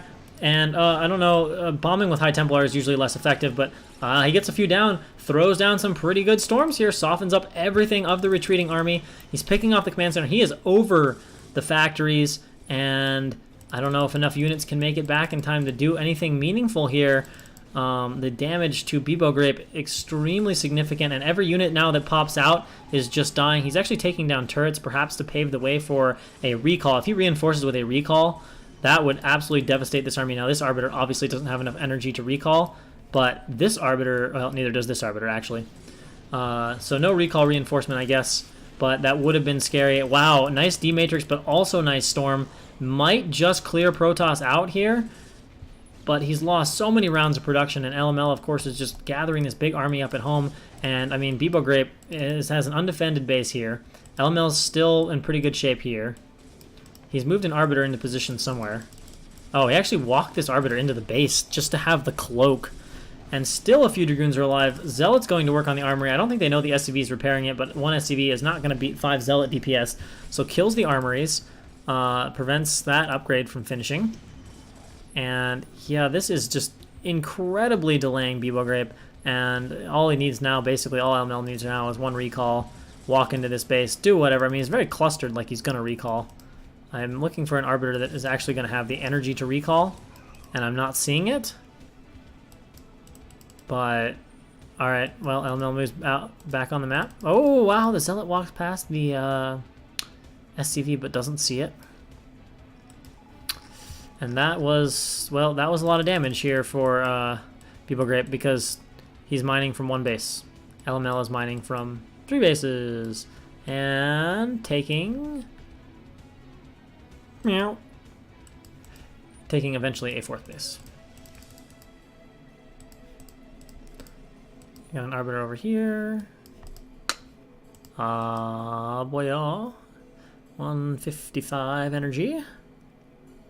155 energy. Dun da da da da da da. Well, there's not a science vessel in sight. Okay, not the most exciting recall of all time, folks. But it is going to kill a lot of depots. And Beeble Grape. I want to see one more recall on top of this. Just end it with recall into recall. Into more recall. Like, he could just keep recalling all this. If he would have recalled an Arbiter that had enough energy. Like, when Terran's armies are small, that's so powerful. If it's a big, beefy army, it's not necessarily that great, but, like, a recall right here, it's over. But it's still basically over, let's be honest. He's almost triple supply at this point. He's continuing to have these nice obs moving all around the map. Supply numbers from Beeble Grape just being reduced. He's actually just killing the eBay now. You can't actually get it, but... enough energy for one EMP.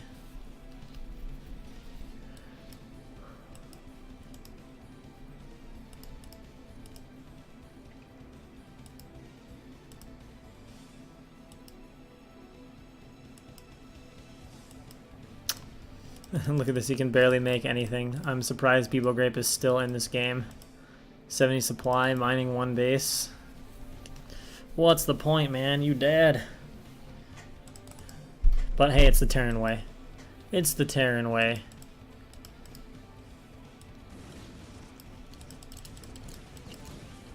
This Dragoon will meet its bloody end. And the recall is finally cleared about 2 minutes later. And LML swings up here, and obviously this base is going to be immediately forced to evacuate and die. And there's like 4 tanks, 6 tanks, 7 tanks to fight 4 control group Protoss. Seems legit. Wow, Command Center doesn't even get a chance to live. Just immediately obliterated. Does get a nice mine, but I mean this is a Protoss. This is a Protoss. A Protoss of pure and absolute terror. Double supply, 1 base mining. I would still like to see LML take a few more bases. Like, it's weird they just gave up on taking this base because he could have just made a pylon and a cannon, even if he didn't want to send a single slot up that way. Even intercepts a few of these vultures. And there's just nothing left in this game for Bebo Grape. Okay, I guess he's mining 2 bases very, very temporarily, but he certainly doesn't have enough minerals left to max on, and he's just subject to recall and other kinds of powerful Protoss abuse. Even grabbing another base down here. Finally gonna go take, okay, there we go. There's the expansion consolidation that you can go ahead and do. Get those gateways in another main just for extra special safety. He's a little bit low on probes. This is 3 or 4 control groups on its own, and this is another 2 control groups. This is like gonna be 6 control groups of Protoss shoved down the throat, or perhaps recall. Please recall into recall. Please? No, you're gonna recall this group, aren't you? Are you? He's over the factories. Yeah, no, I wanted recall into recall. And he's still got a 4 control group army out on the map. Oh lord. Oh lord. Alright, so the factories, a few factories are just gonna outright die. Kinda doesn't matter because he can't produce from them. This Arbiter has used up all its energy. Actually, no, it's gotten EMP'd because it's like out of energy. Expansion going up over here. And Terran just chasing this army back. I mean, he's going to kill it. It honestly wasn't that damaging of a recall, but it was pretty annoying. And is he just going to go recall somewhere else? No, it's knobs. His main CC is dead. He's got nothing in the bottom of his base. Alright, now LML decides to move his army around the map. Not at all during the recall, though. Not at all during the recall. We have another recall over here to the 3rd base. Storms! You got like almost 3 storms. Please storm. No! Oh, I could have 2 storms just put down right there. Or just like recall on top of this. Or just Bebo Grape will call GG. And LML will take the first game over Bebo Grape. In a 28-minute PVT that probably should have been 10 minutes shorter. Which will take us into game 2 on Roadkill. As LML tries to punch his ticket to a rematch against Mazur for all the advancement marbles. Alright, so spawning in the left-hand position at 9 o'clock, we have LML. And in the bottom position here at 6 o'clock, as the Yellow Terran, we have Bebo Grape, who needs at least 1 win to avoid being shut out completely in round of 16 groups. Can he get it done? So far, the answer has been a definitive no. Bebo Grape has been soundly beaten in all 3 of his previous games. Going to need to turn the tide here. And he has played reasonably aggressive all 3 games, it's worth noting. He went proxy barracks in the center against Nyoken, like a forward racks, into a factory, into a hidden starport. And then the next game he went 2-fact, and then against LML he went fact port. So that appears to be the main method of LML, or of Bebo Grape, is to play aggressively. So I'm expecting to see something else yet again aggressive from Bebo Grape, but we might all be surprised.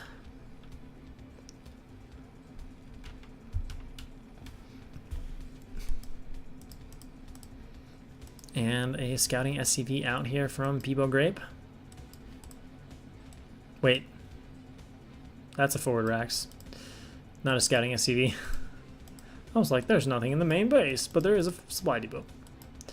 Gateway for LML. And of course, that's no surprise. It is a reverse ramp map, so no surprise at all to see barracks and setup here. Like, we're going to go ahead and expand on the high ground from Peebo Grape.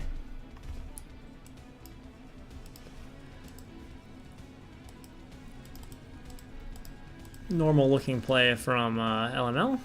And the core goes down punctually. Now we just wait and see if we make that harassment slot. And yes we do. So Peebo Grape heads out to scout, is not going to find anything particularly relevant. 3 SCVs on gas. And yeah, I'm looking to see if Peebo Grape's going to change it up, or if he's got something new for us in terms of aggressive plays. But I'm gonna, I guess you could say I'm gonna be surprised if he beats LML. I mean, he does seem to have okay harassment, but he doesn't seem to have the army control or decisions or whatever to go with it and make it work. All right, so the harassment zealot is on its way. We do have a nice little place to micro in between, but of course if the zealot just walks past that, that would be a little bit annoying again. Be a little more disruption here for LML. SCV from Peebo Grape is about to arrive into the base of LML. And in the meantime, okay, there's 2 Marines out, so this should shut down the zealot fairly well, unless he messes up like that. Okay, nice wall run here, but this Marine has just got to run. We got a double SCV pull, but it unintentionally traps the Marine. And now there's a second Marine back out here. So LML is just going to keep microing, keeping the Marine count low, and then just going to run in. Is there a drill? He's going to circle back, and he gets a Marine. So Peebo Grape a little bit sluggish with the micro here. LML getting the better of him with this 1 zealot. And of course, he's also forcing a triple SCV pull at the time, and now runs into the main. Oh, but the block is good from well, the block was good from Peebo Grape, but in the end, that's 4 SCVs off of mining here that this zealot is getting. And of course, all of a sudden, there's a probe and a dragoon in the base as well, with just 2 Marines alive. Well, the dragoon should probably walk past and actually kill the Marines. And unfortunately, the probe is just going to die, so no like probe hit magic here. Interesting that he doesn't want to walk the dragoon in here, but he is killing off these Marines, softening them up. And this time, there's not going to be any SCV magic, I don't think. LML is positioning much better. Does he have range on it? It kind of looks like he does, but no, he actually doesn't have range yet. So continue. Oh, there's actually just 1 Marine left. So now he's just going to walk back, pick off, soften the SCVs. Again, forcing some very serious SCV pulls here. And I mean, LML already dealing significant damage to Peebo Grape. Now getting on top of that Marine, just walking around it. Going to kill it. Oh man, finding a nice angle here. Now can he finish off the weakened SCV? Does he notice that it's weakened? But there's already a second Dragoon here hitting the wall, and this is going to require some serious SCV pulls. Unfortunately, he loses this Dragoon, and he does drop the command center. Dragoon targeting that, and with a tank and a Marine should be able to chase it away, but the command center looks like it will be delayed for at least a little bit. And now LML sneaking behind the minerals, getting off some very nice shots. Can he kill this Marine? That's nice if he can. He does. The SCV, I think, actually delivers the killing blow here. Oh, no, the tank does.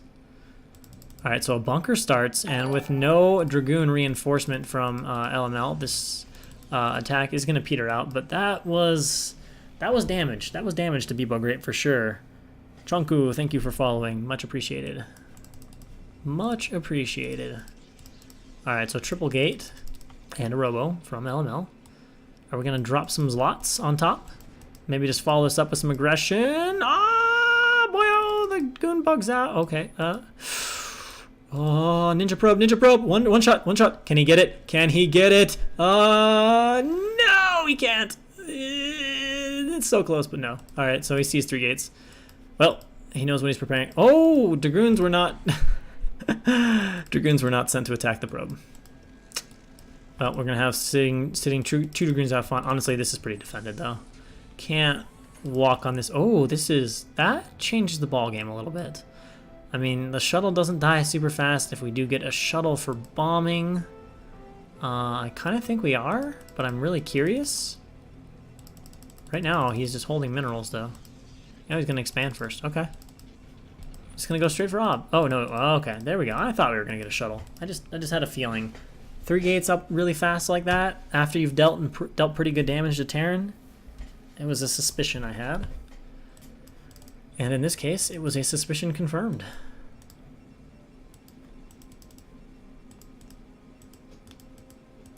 Shuttle and observer.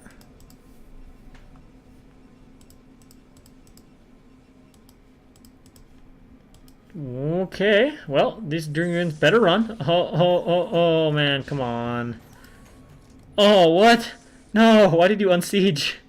What? People grape. Well, okay, this time the Dragoon is actually probably going to escape. Yeah, it's getting away. Could have killed both. Has to settle for one. Has to settle for just a single Dragoon. Third base goes up for LML. Again, I don't quite understand LML's liking to take third bases closer to Terrans. I mean, all Terran has to do is push to here, and then he's got the bridges, and he sends 2 tanks over the bridges and kills your Expo.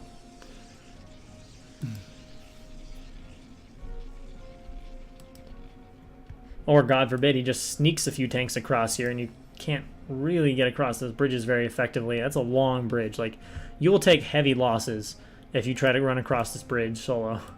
Alright, so Beeble Grip is going for basically a fact, CC fact type attack here, but LML has added 3 gates and should be okay, but not if he engages here. This actually could cost LML. This is ridiculously aggressive, and the only advantage he has going is he's on the low ground. But LML might have messed this one up a bit because he just got walked over. Gonna need some Gosu Reaver Micro here. But he's got to evacuate the natural. And Bebo Grape is just on the way. And there's a lot of Marines here with this attack. So, yeah, this is not going LML's way. The Reaver's not even out yet. Bebo Grape might actually be getting his first win of the group, which will put LML into a little bit less comfortable position, to say the least. Oh, he can't just fly over. Well, LML just fucked this. Well, maybe, okay. Distracting the Marine fire, not good target firing, and actually this suddenly turns into an amazing Reaver. The tanks can't get any shots off. It obliterates the tanks, and just like that, LML will probably hold. Bebo Grape did not target fire the shuttle. I thought that was just a complete suicide. 4 Marines, right-click the shuttle, it's dead. But now there's just 1 weak tank, 4-gate production kicking in. Okay, he is SCVing behind this a little bit, but this is not a super strong economy to say the least. Now there are still a lot of vultures here, but there's just 1 tank as part of this supporting cast. And of course no Marines here to fight the shuttle, so all he has to do is just drop a Dragoon right here, and this is just done with. They'll probably even figure that out. Oh, the tank is unsieged, wow. Alright, so Bebo Grape is just continuing to make some mistakes here and needs to go back home. Gathering up quite a bit of money. He's making a Wraith to deal with counter shuttle harass and an armory. He's also, this is so overkill. This is like a super tight turret ring in addition to a Wraith? When you just cut SCVs for a 2-fact attack? Interesting decisions from Bebo Grape. Shuttle is going to fly in, and it basically just says, fuck you, turrets, I don't give a shit. But there are 2 tanks here ready to defend, and the Wraith should be able to snipe that shuttle off here in short order. Needs to set that back down, and there's a Goliath. So Wraith, turrets, and Goliaths all spent to get rid of the shuttle. Really did not like the shuttle. Skin of its teeth survival. Repair begins on the tank. So Bebo Grape holds that, but at a decent cost to himself. Oh, shoot, the progress bar. My bad. That's the first game I've messed that up. Alright, so speed on the way here for LML as well as okay. Shuttle speed with no shuttle currently. Lots of repairs, adding a few factories for Bebo Grape here.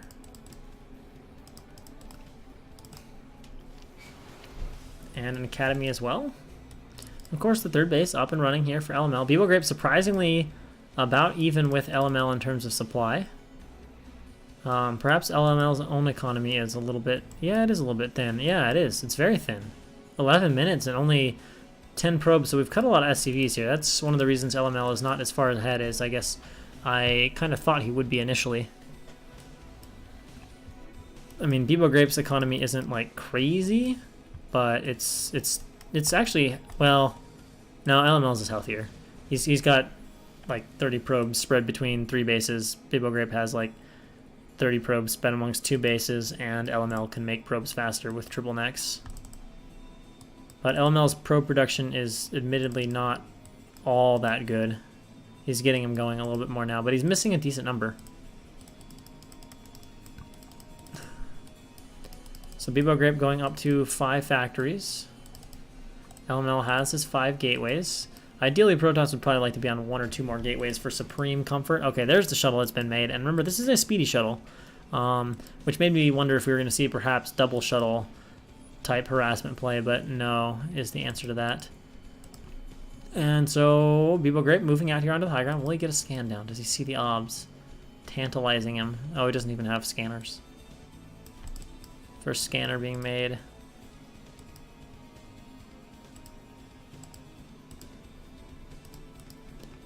LML dropping a 6 gateway.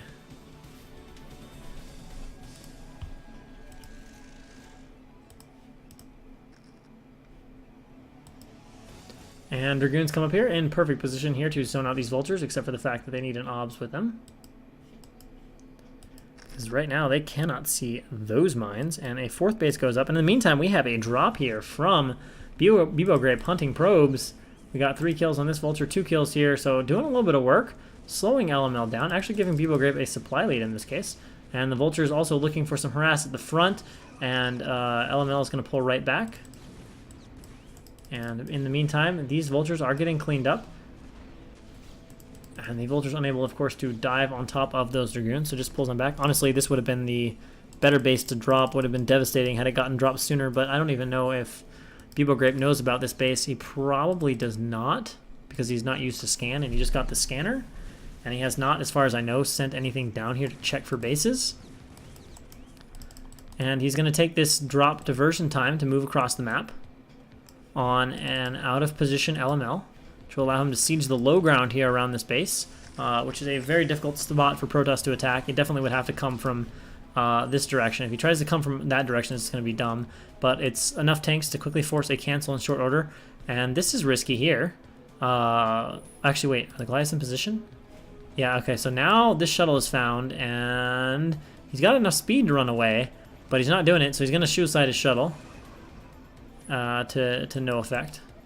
You can see that there are units from Bebo Grape all around, and I don't know, LML looks to be in kind of bad shape this game. Remember, he cut a lot of probes, so his economy is just weak. There's not that many zealots, and he doesn't even have his entire army fighting, and this is a pretty deep and wide siege line from Bebo Grape here. So I don't think LML can break this right now, and of course, he does not have any tech coming up anytime soon, and he doesn't have a tremendous number of gateways. He does have a couple more gateways than factories, but once Terran is able to set up a really fortress position like this, then there's not a whole lot you can do. What matches are left for the night? That is a good question. The answer is this one, and the winner of this one versus Missouri.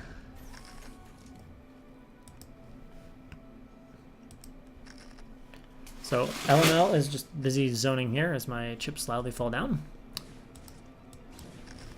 But Bebo Grape just has this strong position on the map, and of course we can see he has, of course, expanded to his 3rd in the meantime. And a few tanks here walking in. Is he going for this? Well, this is an interesting choice. I feel like this is a small army that can sort of be picked off, but it is on hold position right now, and no response from LML, which is very questionable. There we go. Now he springs the trap here, and he's going to go ahead and clean out these tanks. But they actually did quite a bit more work than you would have expected, all things considered. And now LML is just going to go for the attack. He's trying to bomb with the Zealots up here, and this is to a little bit better effect, but not enough to kill all these tanks. And LML is going to charge up here, but will he have enough units? We don't see any reinforcements, which doesn't bode well, and he's out of slots. So Bebo Grape is going to kind of hold both positions. Dragoons are going to try to snipe off this tank, and they will get it. But Bebo Grape's grip has been weakened on this position now, and this is a very odd decision. I have no idea why these tanks just are... I have no idea what this is. I have just no idea what this is at all. Unless he's just trying to leave. But it's a very weird pathing route. Okay, now I have a little more idea what it is. Okay, so we have our Stargate. We're getting a tribunal. Tank arrives. What? What? What is that gonna do? You gonna kill his pylon? I guess the gas probes. It's a little bit annoying, but it's not that big of a deal. Interesting. More gates continuing to come out for LML. Alright, so a few zealots will come back here and more or less clean this up. Oh, that's slightly more annoying. Okay, I didn't see those guys there. That explains why, but pretty easily cleaned up here by LML. I mean, you know, People Grape trying to abuse the map features a little bit, but there's just nothing valuable over here. And these tanks are far enough back that you can still clear out these tanks pretty easily. Still has a Wraith in there for spotting over this cliff. But again, there's nothing of value being attacked here. And People Grape has macroed up a little bit better of an army. And he is still ahead in supply. But LML is, like I said, he's still on probe. So LML's army size is just under 4 control groups. A lot of mines are laid here, though. This is not the place where LML really wants to fight or engage with Bibo Grape. Shuttle, empty shuttle. Is this a bad rally? I guess so. It's being turned around.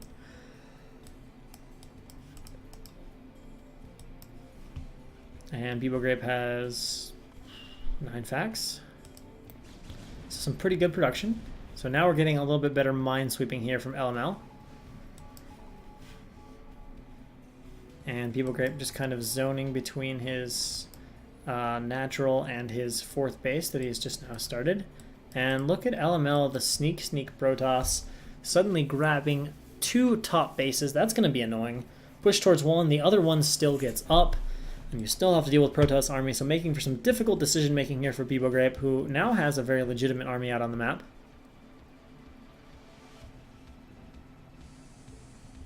And I guess he had a loaded dropship and then thinks better of the harass. Instead, just parking it over here. And alright, well, LML's coming in. Bibo Grape is not siege, but this is a pretty poor arc here for LML, so I don't know if this army is really going to be able to do enough damage, and he needs to back it up right about now. There are not enough zealots in here, unless I'm missing something as far as reinforcements goes. But again, he overstays his welcome by just a little bit too much, and these are the kind of moves that lose you PVTs, as LML is left with only about 6 Dragoons, and he's continuing to have a little bit of Dragoon trouble, and now, most likely, Bibo Grape just pushes and wins, except for the fact there is no Science Vessel mixed in with this army. So that makes the Arbiter, how shall we call it, a little bit of a bitch to deal with. He has some scans to burn for the time being, but only 3. And sometimes you need 2 scans to fight over an entire battle. So yeah, LML just big donation. And can Bibo Grape push straight to the natural and finish him? Because I mean, if Bibo Grape pushes to natural, it's basically over. There's no gates at other locations or superior army supply. Look at all LML has. 1 group of zealots and 1 group of dragoons, which just got their asses surrounded. Not good. Scan is down, so oh my god, LML, what are you doing, man? Suiciding most of his remaining dragoons, and does get a stasis off on the tanks, but a group of goons. Suicide is not worth it, and now suiciding his zealots too. I don't know what LML is doing at this point. I think Bibo Grape can just go kill him, although the army from Bibo Grape is getting a little bit smaller, and this is a pretty good zealot reinforcement. But then again, if Bibo Grape runs out of scans, which he does not have a vessel, and he doesn't have that many scans left. Now, is he making a vessel? What are you, Bibo Grape? I don't know what Bibo Grape is doing. I don't know what he is doing. He is getting harassed by arbiters. And, oh wait, he has a vessel. Okay, well that's not as bad then. He needs to get his vessel up here with this army because he is out, I think, of scans. Okay, he had 1 last scan. Yeah, he's got no scans now. He is out 100% of scan. And, okay, finally the vessel is coming with his army, and Bibo Grape moving in for the high ground of LML, and there is not the unit count here of LML to stop this. This should just about do it. Runs in, the vessel arrives at pretty good time. A stasis on the vessel could be great, but hey, there's not enough energy for stasis. And all Bibo Grape has to do is reinforce this, siege up here, lay some mines, and should more or less shut LML out of his options. This appears to be the only arbiter, and there it is. GG. LML, after a bit of a painful suicide, ensures that Bibo Grape can take the victory in that game.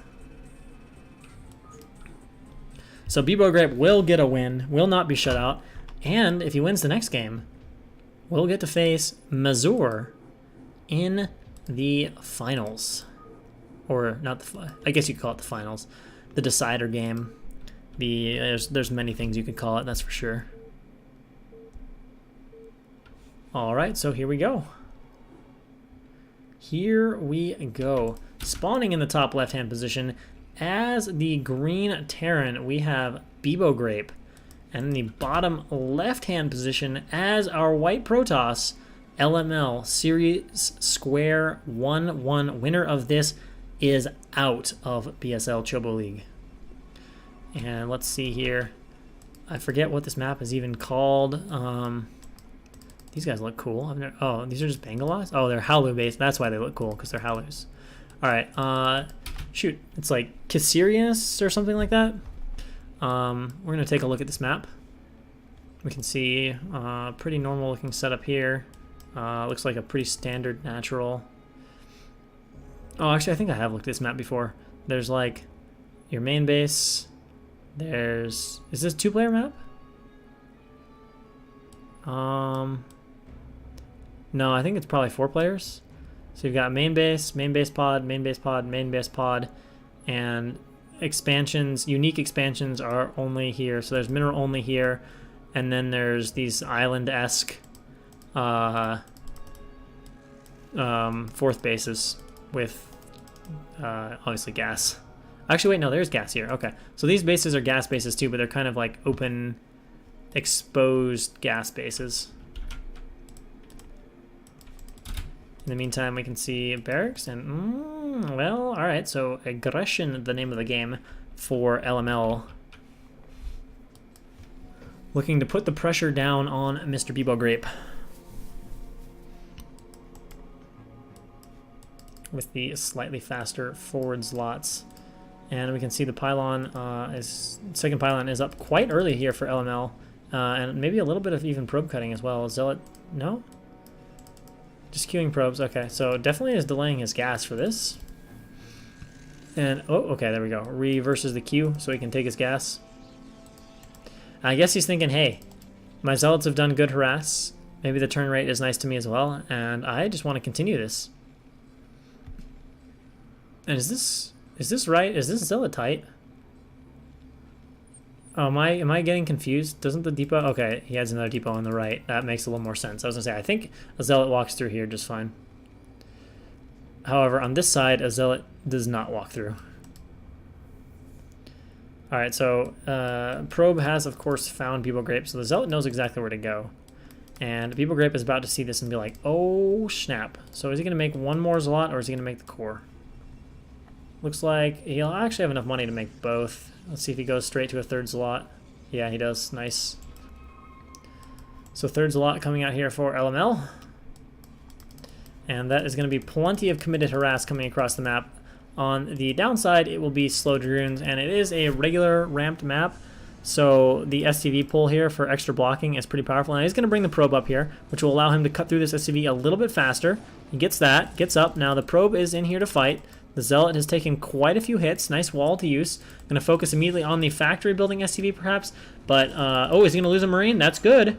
But going to have to wait a bit for more Zealots and might just move back into this same blocking pattern here and should have a third Marine. Not quite a third Marine out before the Zealot arrives. But the SCV is a bit out of position here. Second one is pulled to get a few hits, but LML doing some nice micro, getting off hits on these Marines, softening them up. There are now 3, which is where it starts to be really nice to micro against Zealots. 1 or 2, it's very hard, but he gets one pin there, doesn't pull it back to the other side, and there we go, nice do-si-do around the supply depot. This Zealot just about dead. In fact, he can basically just tag an SCV on it.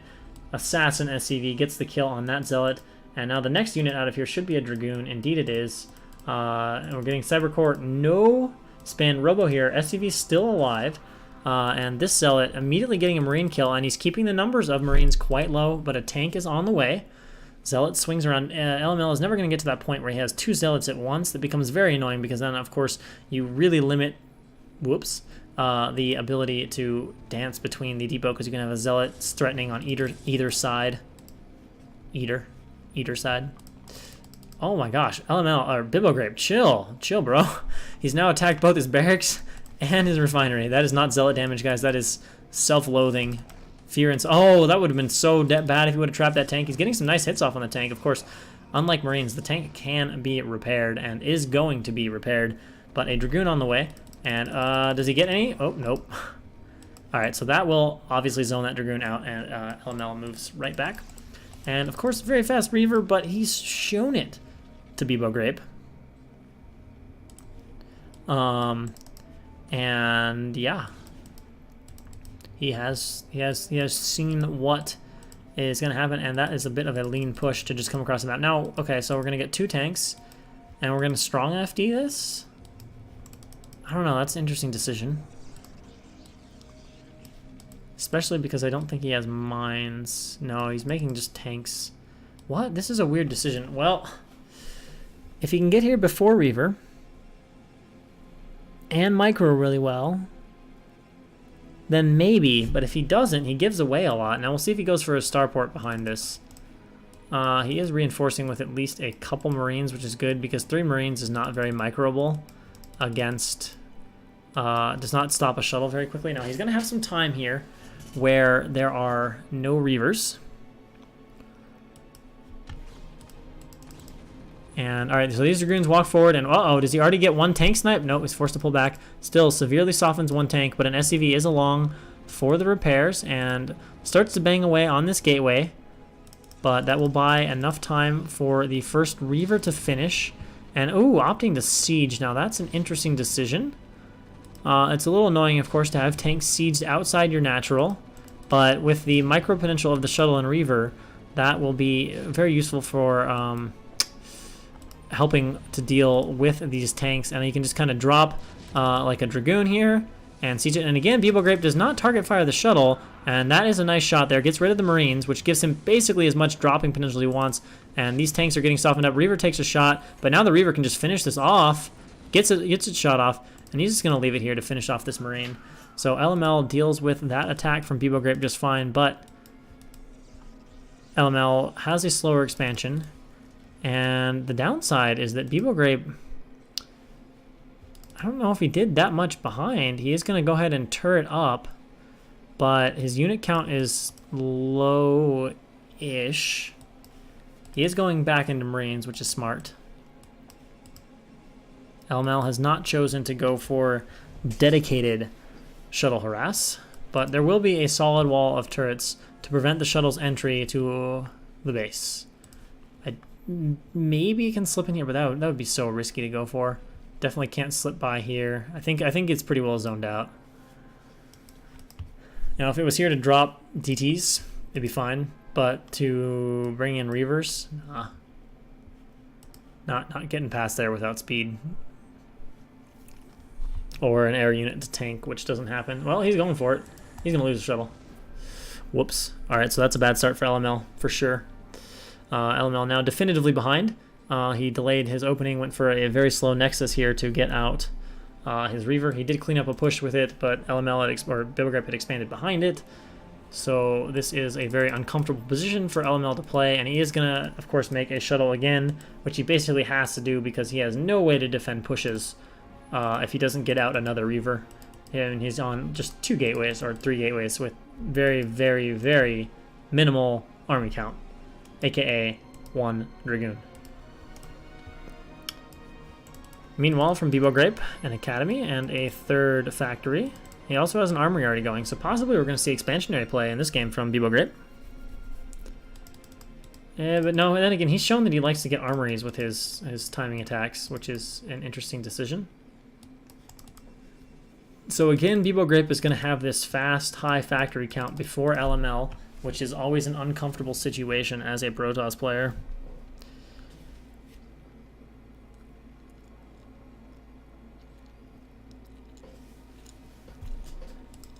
And that +1 is on the way. But it shouldn't really be there in time for any sort of a timing. Oh, what? He's just getting a speed shuttle? Oh man, I feel like if LML, or if Bibogrape pushes without even Reaver, I don't see how. Like if he just pushes with these tanks and just rallies like vultures, I don't see how LML possibly survives. 5 Dragoons, 3 Gateway Production, slow lots.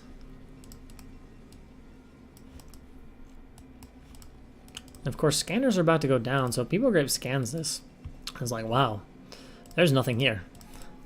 There's a scan. It's always the other way around. You have to do that. Okay, so People Grape sees basically everything that's going on with 2 well-placed scans. And yeah, okay, going straight up to 6 facts. Actually, that's probably slower than he has to, but he's at such a huge advantage. I mean, the bombing shuttle is nice, but there's almost enough to no-siege this. Harassment vultures being sent out, although these might just be as much scouting vultures as anything else. And yeah, no path for this OBS to get in, as we've already seen. Actually, wait, there's not a turret here. The OBS actually can get in here. The shuttle can't, but the OBS can.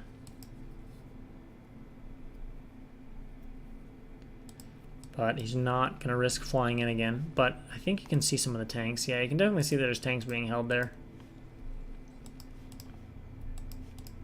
And this expansion going up here for LML. And the shuttle flying out across the map.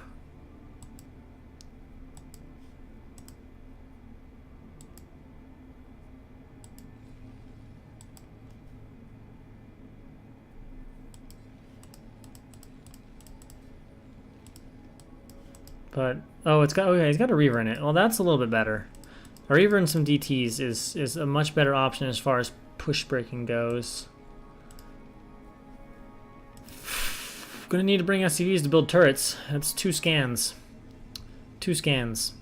Bleeding DTs into this, especially mid-map, is gonna be really annoying. And of course, well, that's already a nice start. A Reaver on the high ground ready to go. Gonna kill off a tank already, so good start for LML. But he is 15 supply behind and severely outproduced. So he's gonna need to rely on some Protoss witchcraft here to hold off this push from Bibo Grape. And already the vultures on top of this Reaver ready to get a bunch of shots off. And the army of Bibo Grape just moving down here. Mines are already being laid. Now let's see how good of a job LML can do bleeding these DTs and how close we're gonna be to, oh, 1 scan has already been burned. So he's gonna have 2 scans, period. If he bleeds DTs effectively, and baits scans, so he baits 1, and now there's only 1 scan left for Bibo Grape. So if this is well done here, although he's almost to the base now here of LML, which means that mines can be laid, and that allows tanks to sit out pretty comfortably. A DT, 2 DTs actually in on top of this, so he throws his DTs into the mix too soon. There should be a scan left from Bibo Grape, but it's not being used right now, so those DTs are doing a hell of a lot of damage. There's the scan. LML, though, says GG's, got nothing left, and, well, Bibo Grape was too far ahead. And rolls over LML in a twist of fate, 2-1. Which will send us to a matchup of Mazur versus Bibo Grape for advancement into the round of 8 of ChoboLeague. So, Bibo Grape on the brink of being 2-0'd and out, or 4-0'd and out, then reverses everything and suddenly advances into the deciding match. So on the left side, as our blue Terran, Bibo Grape. And on the bottom right-hand side, as our orange Protoss, we have Mazur. And I am expecting Mazur to be the favorite here. He showed pretty decent games against Nyoken, especially the first one, almost able to beat Nyoken. Nyoken just a little too strong, but, you know, that is realistically a true BSL Pro League level player. So good solid showing from Mazur and beat LML rather comfortably. But we'll see. Bibo Grape seems to have stepped up his level of play a little bit and should be ready to give at least some sort of a match here to Mazur.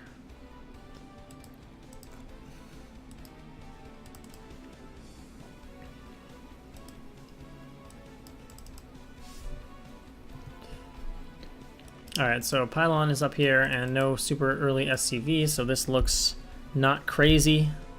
Looks not crazy.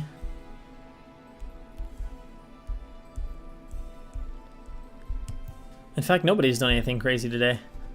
This has been a reasonably standard group. I guess we had a 2-fact and that was it as far as... And a fact port was a little bit on the unorthodox side, but nobody really just like throwing everything in the kitchen sink at their opponent. Yes, because because it would be weird if you two-gated. It would be a bit weird. Of course, the map is Sylphid.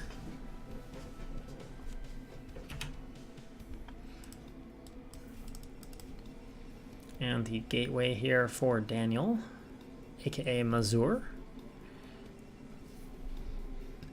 I did not actually realize Mazur's name was Daniel.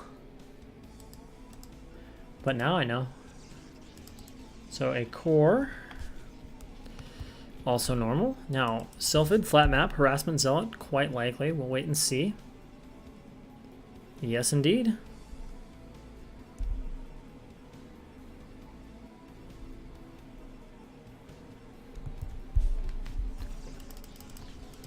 Alright, so we got the... Yeah, we already said we got Cybercore.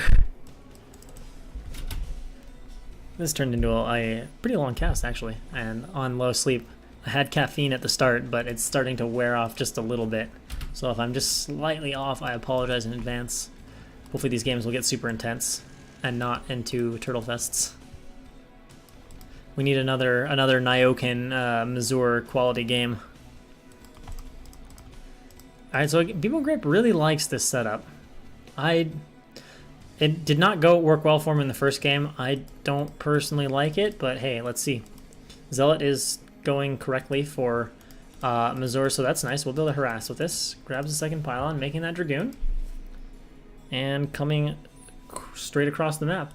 Yeah, I find it an interesting decision, honestly, to make a harassment Zealot against a Terran and not have already checked with your probe. But I guess he figures he cut a little bit of eco for this Zealot. Alright, so whoa. Terrible start from Bibo Grape.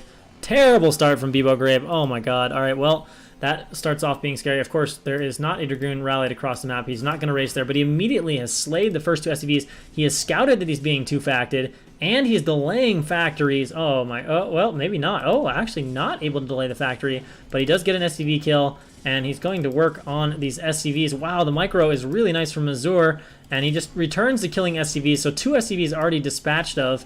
Now, he's not going to slow down the two-fact in the end, but of course, weakening the economy behind this, it won't necessarily slow down the actual two-fact. There should be enough eco for that, but it will definitely reduce any possibility of follow-up should this two-fact fail. And scouted, it ought to be defendable by Mazur. Mazur just hunting Marines right now. Zealot having just a little time to Reagan shields. And the micro is just not there at all from Bibo Grape. SCV pinning him. And again, this is not proving to be that useful of a wall. And now the Dragoon shows up. Two Dragoons show up. Alright, well, this is just going absolutely horribly. Now, this will disrupt the two-fact. He will probably have trouble getting his upgrades and everything going out. And Mazur should more or less have done enough to hold right now already. Wow, is that trap? No, that can't be. Alright, so the tank is out. Now, if he loses this tank, if Mazur gets a tank snipe, I mean, he's probably going to want to go for that. And the tank is exposed. The SCV is getting to a blocking position. Tank is getting off shots. But the Dragoon, I think, has enough life to kill the tank, except repair is pretty good. And Mazur decides to back up. Oh, we're going to go for a trap? Cute. Cute. So finally, Bibo Grape does something effective there. And does manage to trap a goon. And unfortunately, this Dragoon did not reinforce in time. So this stays alive for the moment. And of course, Mazur working on two gates and is getting that robo out. But he's delaying this attack tremendously. And only just now can mines start. So yeah, this is absolutely delayed. There will not be mines with this attack arriving. And, alright, so Dragoon takes one free shot. Saves the SCV, but, I mean, the damage has been done for sure. Supply depots need to be made. And now we've got our three tanks. We're going to rally vultures. But these vultures are going to be slow and won't have mines until at least they reach the base. So the delaying from Mazur is significant, and that will basically allow him to have obs in time to deal with these rallied vultures and their mines. Maybe not quite obs, maybe not quite, but a third gate going up. We've got 5 Dragoons, and if the mic, and there's also no Marines with this. You know, normally there would be 5 or 6 Marines with this. There's 1 Marine. Not even rallied Marines. So honestly, nothing is really going to stop these Dragoons from just walking on top of these tanks. I dislike the fact that there's a goon out here in the open that's basically just going to die. But yeah, you can't stop this. He's got slow volts. He can lay some mines, but the tanks have to run. He backs up a little bit, almost eats that mine, but fortunately doesn't. So far, it's okay for Mazur. Now, is he researching? He's probably not researching siege. Oh, he has. Okay, he's going to get siege behind this. But remember, we got the robo facility. The observatory is finishing, and these tanks are going to try to siege up and hide behind these mines. Very ballsy to try and go for those hits. And there's actually a zealot here to mine drag, which will be nice, and then pulls that back. Few more vultures being reinforced. Remember, they're going to be slow volts reinforcing, and he's only going to have these 2 siege tanks. So them sieging is going to be annoying, but there's not many mines here, and the zealot should just be able to drag any mines and show that there's a clear path onto these tanks, and indeed he is showing that he drags the last mine, but Mazur, this is a surprising decision to me. I'm surprised Mazur is retreating. If being conservative costs him, that will be disappointing, because this is obviously going to buy a little bit of time for Bibo Grape to sort of set up a solid contain. But I doubt there's an eBay behind this. I doubt there's the eco to make an eBay. So the lack of turrets will likely prove to be a serious issue. He's actually trying to expand behind this. So yeah, he's going to be able to reinforce with a lot of vultures, but he's not going to have much other than that. So a shuttle should more or less be decisive in breaking this. Did either of these tanks kill a significant number of probes? No. So Mazur did run the probes away pretty effectively. There, we've got some bombing zealots. We've got a shuttle coming out. Whoa, these... Oh, actually, he's just going to use the zealots to tank the fire. All right, so here we go. Mazur is running forward. He's got quite a few dragoons here. He is almost on top of the tanks. The vultures will buffer very nicely for a while. Gets 1 zealot on top of the tanks. That's going to force the vultures to turn around. But now the dragoon's moving in. Nice mine-clearing dragoon, and then walks straight on top of the tanks. Forces the unsiege. Will the repair be enough? 1 tank goes down. And remember, the reinforcements are very, very slow. These dragoons might die. Nope, they get the tank. And that is broken up. And it looks like Mazur is in position to take a very convincing game 1. 2 tanks being made, but there again, there's just no follow-up here, and it's 5... Ooh. Oh, never mind, there's a control group there. It'll spread out. Okay, so plenty of probes for Mazur. A shuttle to bomb with, and 5 gateways of production. This should lead into a nice aggressive follow-up here from Mazur, and of course the obs is out too to clear out any mines.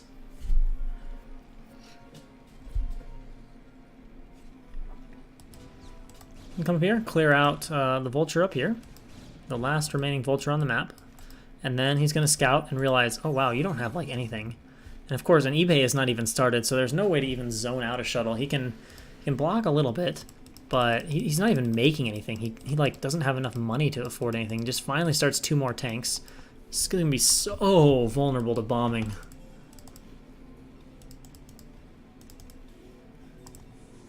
Alright, so Mazur is going to temporarily pause his production here to set up this base, maybe. Maybe not. Maybe he just wants to commit to it. Yeah, okay, he's going to commit to busting since he's delaying his 3rd base.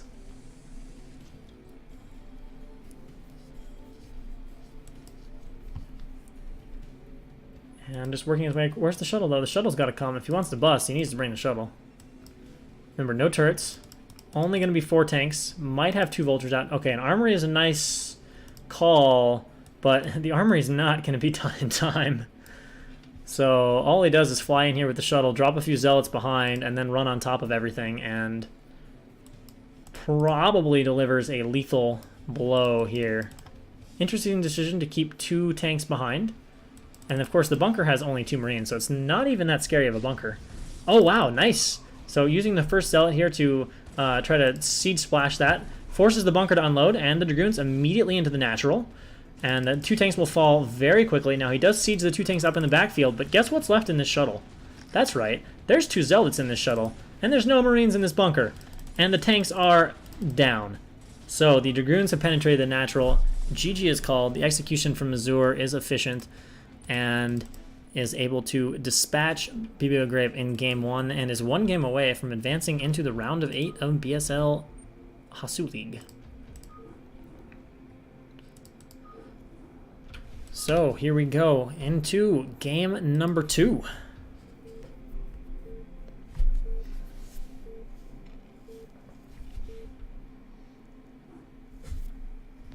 So spawning in the top right-hand corner as our White Terran, we have Bibo Grape, and in the bottom left-hand corner, as the Red Protoss, we have Mazur, leading 1-0, which is to say Mazur leading 1-0, trying to Zone out. Zone out. That's that's what happens when you cast for 3 hours and 30 minutes when you're on a few hours of sleep. You say things like zone out when you mean just win. He's going to zone out Mazur 2-0. It's a 2-0 zoning out.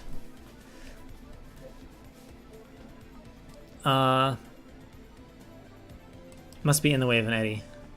I think that's the only purplish tile set map on this board. Yeah, the problem is if I give you the countdown, then I give you the replay progress bar. Or I have to like show you the countdown, tab to my face, kill the replay progress bar, and then switch right back to my face. Or switch right back to the game. Cross spawns, that's nice for Mazur. So already not the ideal situation here for Bibo Grape. And the gateway on the way. And of course a barracks up here on the high ground. No surprises there.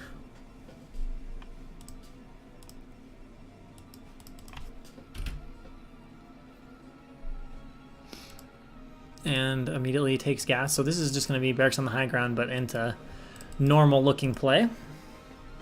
And again, we'll ask the question, will there be a harassment zealot? Bibo Grape has really struggled with harassment zealots. If there's one takeaway here, it's that in most of the games Bibo Grape has lost, he has struggled badly with harassment zealots.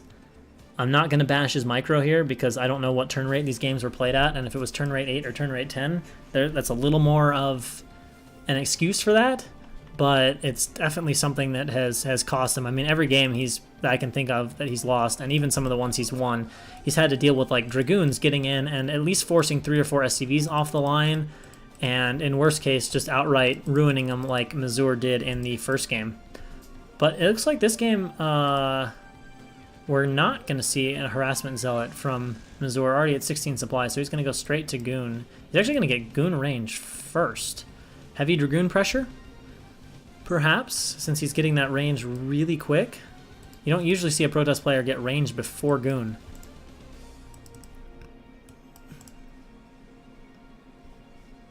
We'll see here. I'm very curious now. I'm expecting to see a second gateway. But I don't know. I don't know. Factory starts here for Bibo Grape.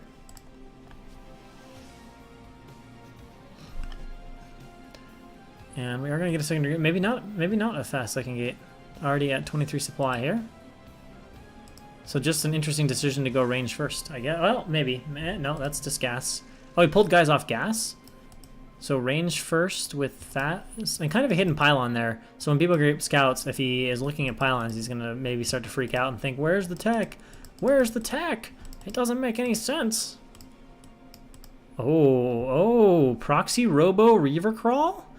If this was a 15cc, this would be so scary for Bibo Grape, but it's not a 15cc. And so now this makes hiding this pylon a bit more of an interesting decision. He's going to see like no pylons, and I don't know what level of mind games here he's looking for. Or maybe he's just going to build a few gateways up here. There's also that possibility. And just surprise him with more gate count than expected, which might screw him up as far as repair, but no, it's going to be the Crawl Reaver.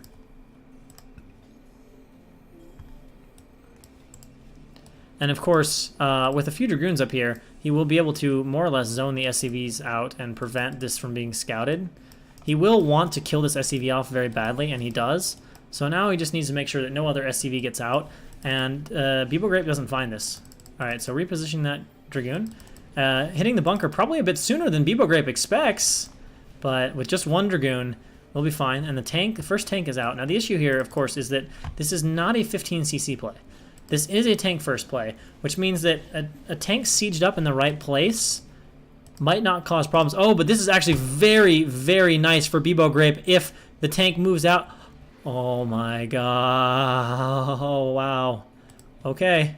Wow. Bibo Grape almost gets to see it, but he doesn't get to see it. What is going to be made from this Reaver? He really needs to reposition this stuff so it's attacking. I mean, even forcing a lift on this barracks and getting it to inch back would be very nice for him, because he really would prefer this to remain hidden, I'm sure. Shuttle starts Oh, never mind. All right, finally Bebo Grape. Wow. This is crazy. Holy shit, no way. No way. Wow.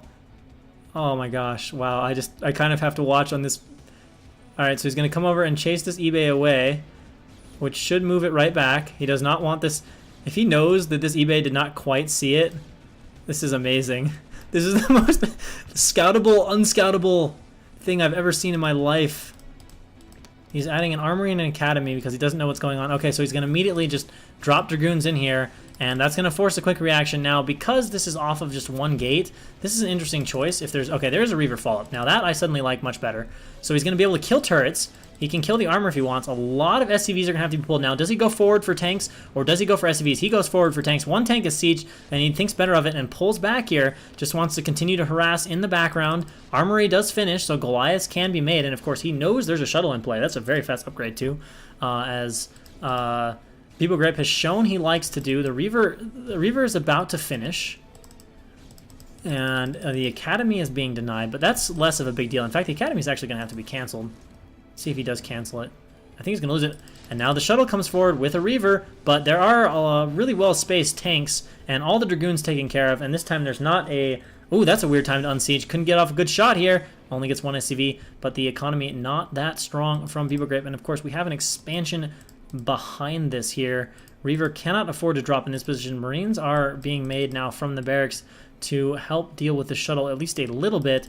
Nothing being made up here to reinforce, but a second Reaver coming, which will be some nice potential here. Now, oh, these Marines are out of position, though, and oh my god. Oh, wow, if that Scarab would have been sent to the right place. These Marines get lucky, but he's missed his chance to get the Death Scarab. Actually, the shuttle's been trapped, so the Crawl Reaver's just got to hang out. The shuttle, yeah, only has this little area to micro in. How much health does the Reaver have? Possibly could get off one more good Reaver shot. Uh-oh, he's going to lose it. Well, yeah, he's going to lose it. Drop it. All right, one Reaver Scarab to rule them all. Yes, yeah, no. Wow. How did that not get them all? Sometimes Reavers disappoint you. All right, so another shuttle's being made, and it is, oh, it's going to die. The Reaver's dead. Well, actually, if he doesn't know about the Reaver might get a shot off. One shot. So now he gets a useless shuttle, which is not all that great. So in the end, the super hidden, unscouted robo that was like within a sliver of being scouted on each side remains unscouted.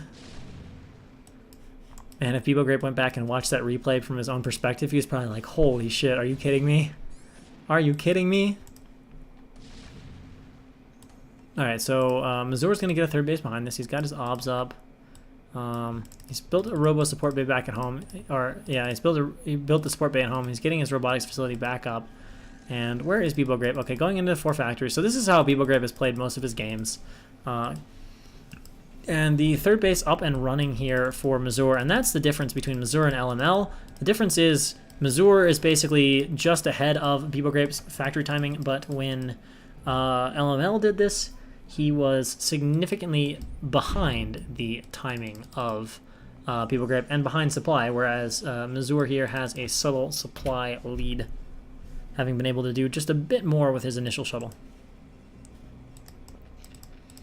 And working off of a solid third base.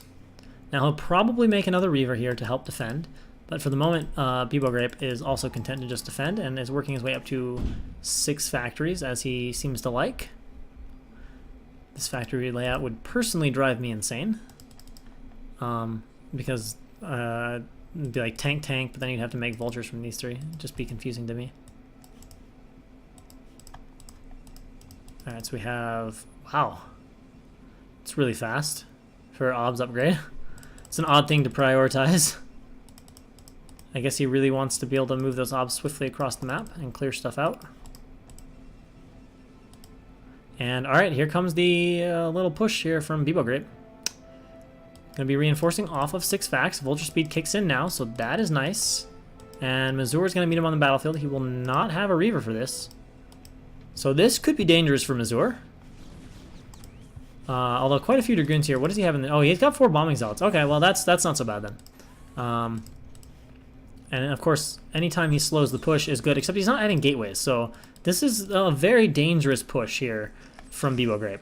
Mazur is going to need a very good engagement here, or he's just going to lose outright. And I mean, he has shown great patience, and he is doing a better job with high ground than we saw in a previous game. I'm trying to remember who it was by, but the high ground was not handled as well. A bit of an overstep here of vultures perhaps for Bibo Grape, but tanks continuing to be reinforced to this push, and a starport is being added, interestingly enough. And Zealot's now spilling out, and Panic Gateway is being added for Mazur, but he's almost pushed back into his natural. He doesn't have much more room before he's basically going to have to commit to a fight. He will not probably get that wave of Zealot production that he would like, and he's going to need some excellent bombs. Now, some of these tanks are pretty far back in the fight, and I don't think Mazur can afford to move into his natural. He can wait maybe a little longer, but every moment he waits is a moment Bibo Grape gets better position. Uh-oh, the shuttle's going in. But again, there's no target firing, but the vultures are doing a good job moving back, helping dealing with these initial zealots. But that's quite a few goons, and I think with quality goon spread, it will be enough to clear this, and Mazur is showing the power of good micro here, and there are reinforcements coming out behind this. So indeed, Mazur breaks the push. Now the Goliath's arriving at a nice time to snipe the shuttle, but the Dragoons move forward on the tanks and clean out the army, and Mazur holds the push and now holds a decisive advantage here over Bibo Grape, especially because he put up 7 gateways in the meantime during that attack. So played that to perfection. And took advantage of the fact that 2 or 3 of those tanks were really not in the fight for Bibo Grape. Not perfect sieging there in that battle. Had those tanks all been able to shoot right away in that battle, might have gone Bibo Grape's favor, because that in the end it ended up close with a lot of weak health goons, only about 5 or 6 left over. A bit of a macro mistake here from Mazur. And third base starts here for Bibo Grape.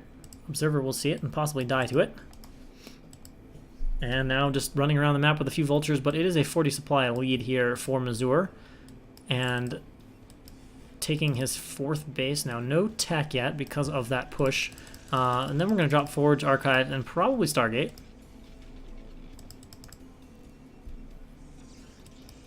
Alright, nice wall there. Going to deny any vulture harass. And yeah, we got a Stargate, and we got 2 more gateways, so going up to 9 gateways. And there's very, very few vultures here right now for Bibo Grape. He's adding a few more, but he's going to need more here, or else Mazur might just attack and counter him. Alright, he's got an OBS in there nicely with that group. Got some OBS speed in there. And of course, he can see... Oh, okay, he actually can see this dropship loading up if he was paying attention to this OBS. No guarantee he was, because that's just kind of a cluster of Terran units. But if you... Oh, now there's a good chance to see that. He's going to move in for the intercept, and he's going to get it. Well, yeah, he'll get it if he targets. Oh! He gets away. Wow, by the skin of its teeth. But he will shut down the harass for a while. Dropship's likely going to be repaired back at home before it's used again. So it's still a good catch.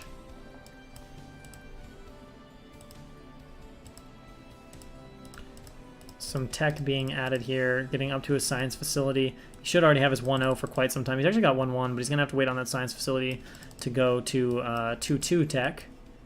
And Mazur, meanwhile, starts his, what, first attack upgrade? Yeah, first attack upgrade.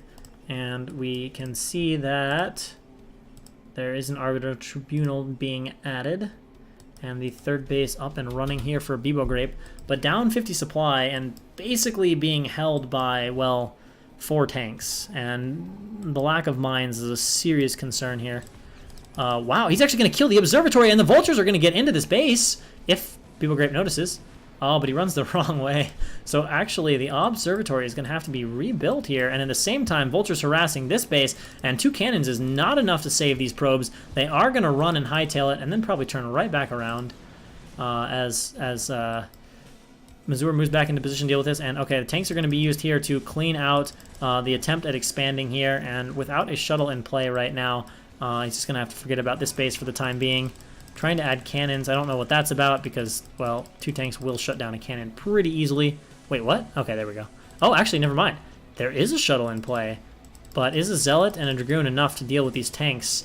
Depends on the micro. I think it's enough to kill him if the micro isn't good, and he gets one of the tanks. And the dropship has not been repaired that much, but again, unable to kill the dropship. And I still think Missouri just has enough to go across the map and just A-move this poor guy. He's got a huge group of goons and at least a group of zealots, and there's like not that many vultures or mines, and it's all kind of clumped up. I think he's leery of doing that right now, though, because of the possibility of counter-vulture harass, which could certainly do some damage, but he has added at least some cannons to all of his bases and is basically approaching max supply with an Arbiter being added and a second Stargate, pretty typical there. And of course, he's got this obs. This has got to look so juicy to see all this stuff unsieged. But he has not pulled his zealots yet, so he's not going for it. Bringing up another obs. He has gotten this base started. 2 cannons are going to go up here. Bibo Grape attempts to sneak a base. And will it be discovered, or will it just not matter because Missouri has a bunch of shit and he's just going to A-move it? Is he going to ever drop his zealots? I feel like he's getting ready to go for it. All right, yeah. I think he's going to attack. Well, just in time. Just in time, Bibo Grape. And now that maybe is not such a great attack anymore. That many mines out in front. Tank line's a little bit deeper in back there. It is on the high ground. Maybe not such a great attack.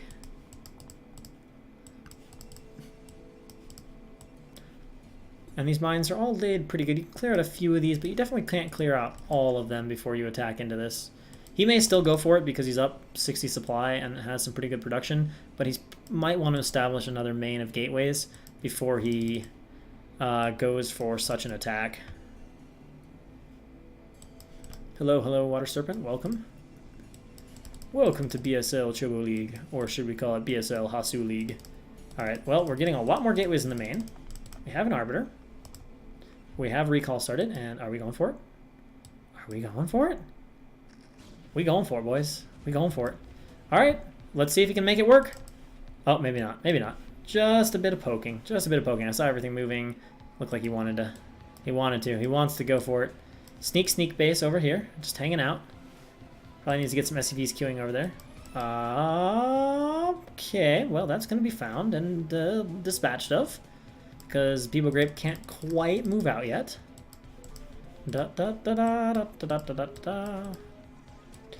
So that is known about. Now, how quickly and how does Missouri respond? Going to take a group of goons, clear this out. CC is immediately just lifted and floated. Probe is going to die to the SCV, I assume. And yeah, just going to send a few zealots. I like this. Very well played from Missouri. Doesn't redistribute his whole army. I'm just going to leave a couple zealots over here to say, no, no, you take that base honestly, or not at all. And a mine here to block. Probably just going to wait for a cannon. I don't know where these... Oh, the Nexus just wasn't quite timed out right. These 2 probes are going to go on a journey. A journey through time. So we've got maxed Missouri. Almost maxed Bibo Grape. Much better position for Missouri. Not that high of a factory count. Not that high of minerals. A lot of minerals already used up for Bibo Grape. So basically, Bibo Grape gets 1 army and 1 slow replenishment army. Whereas Missouri is going to be happily making units till the end of time, or until such time as he totally botches an attack and Bibo Grape kills 3 of his bases and shuts down most of his mining.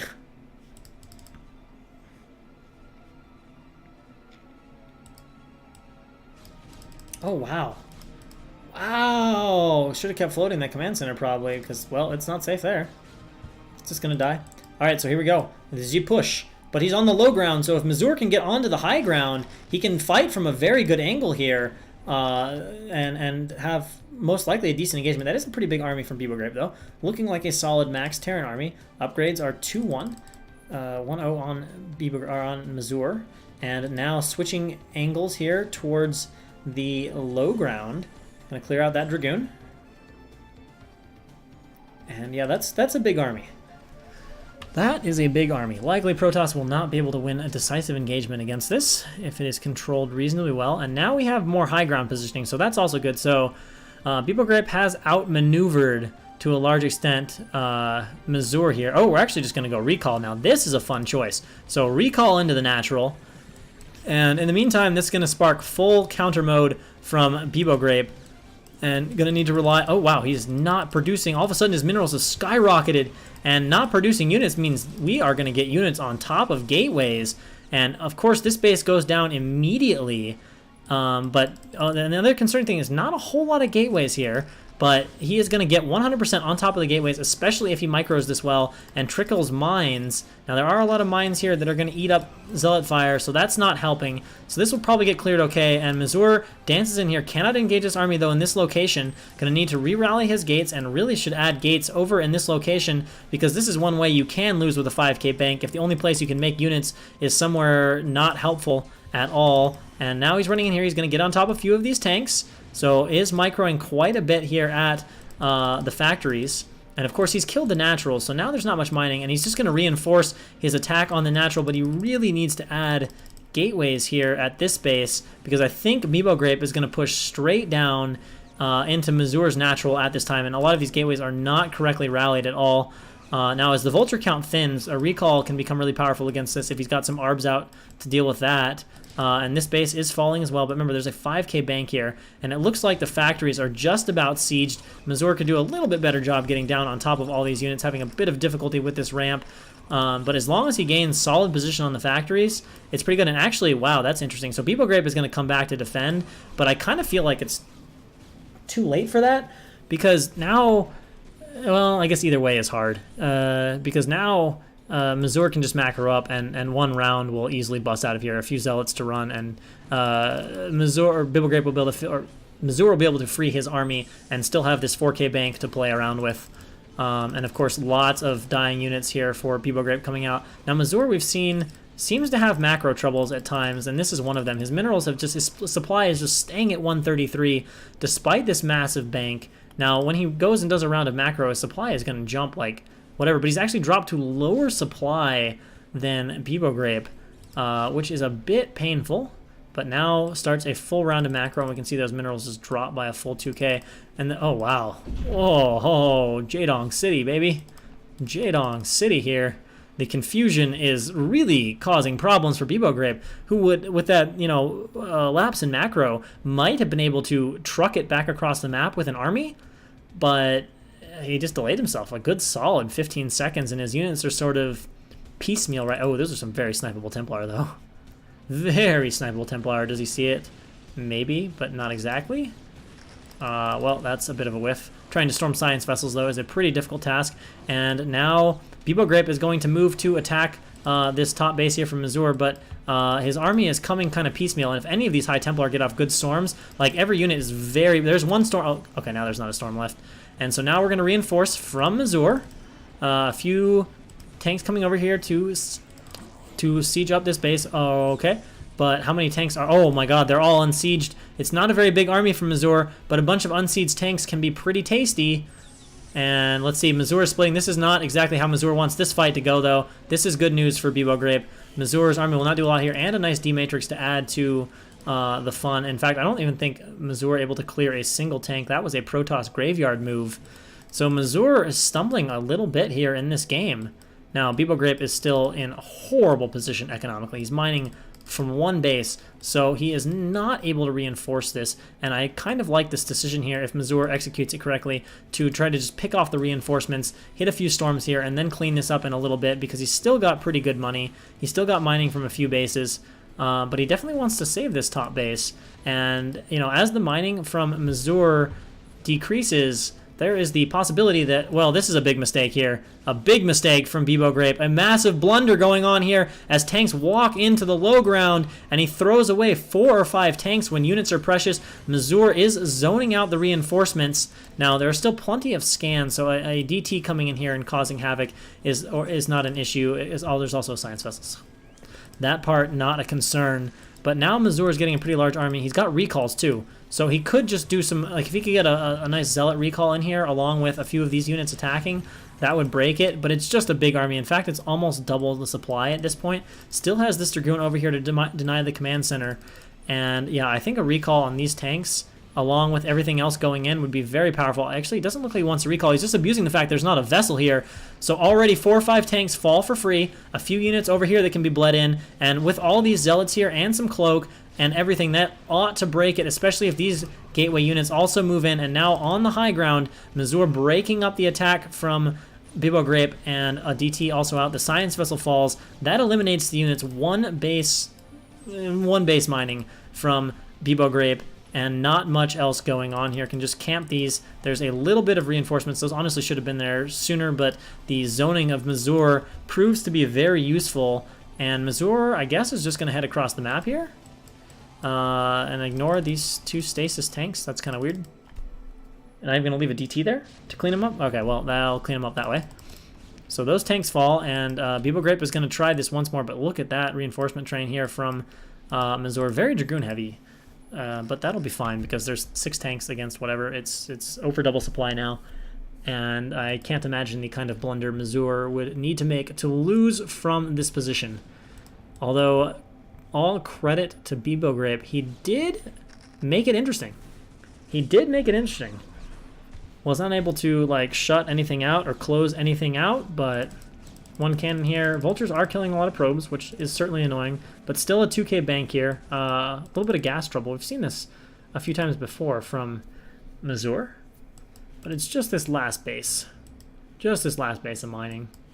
And really not that much to defend. Oh my god, a stasis here and just a move. So much potential. Except for the fact that, well, actually this Arbiter has a boatload of energy. There's a vessel. 1 EMP to rule them all. And like this, 1 EMP to rule them all is a real possibility. Do we have his hotkeys? No, we have Terran's hotkeys.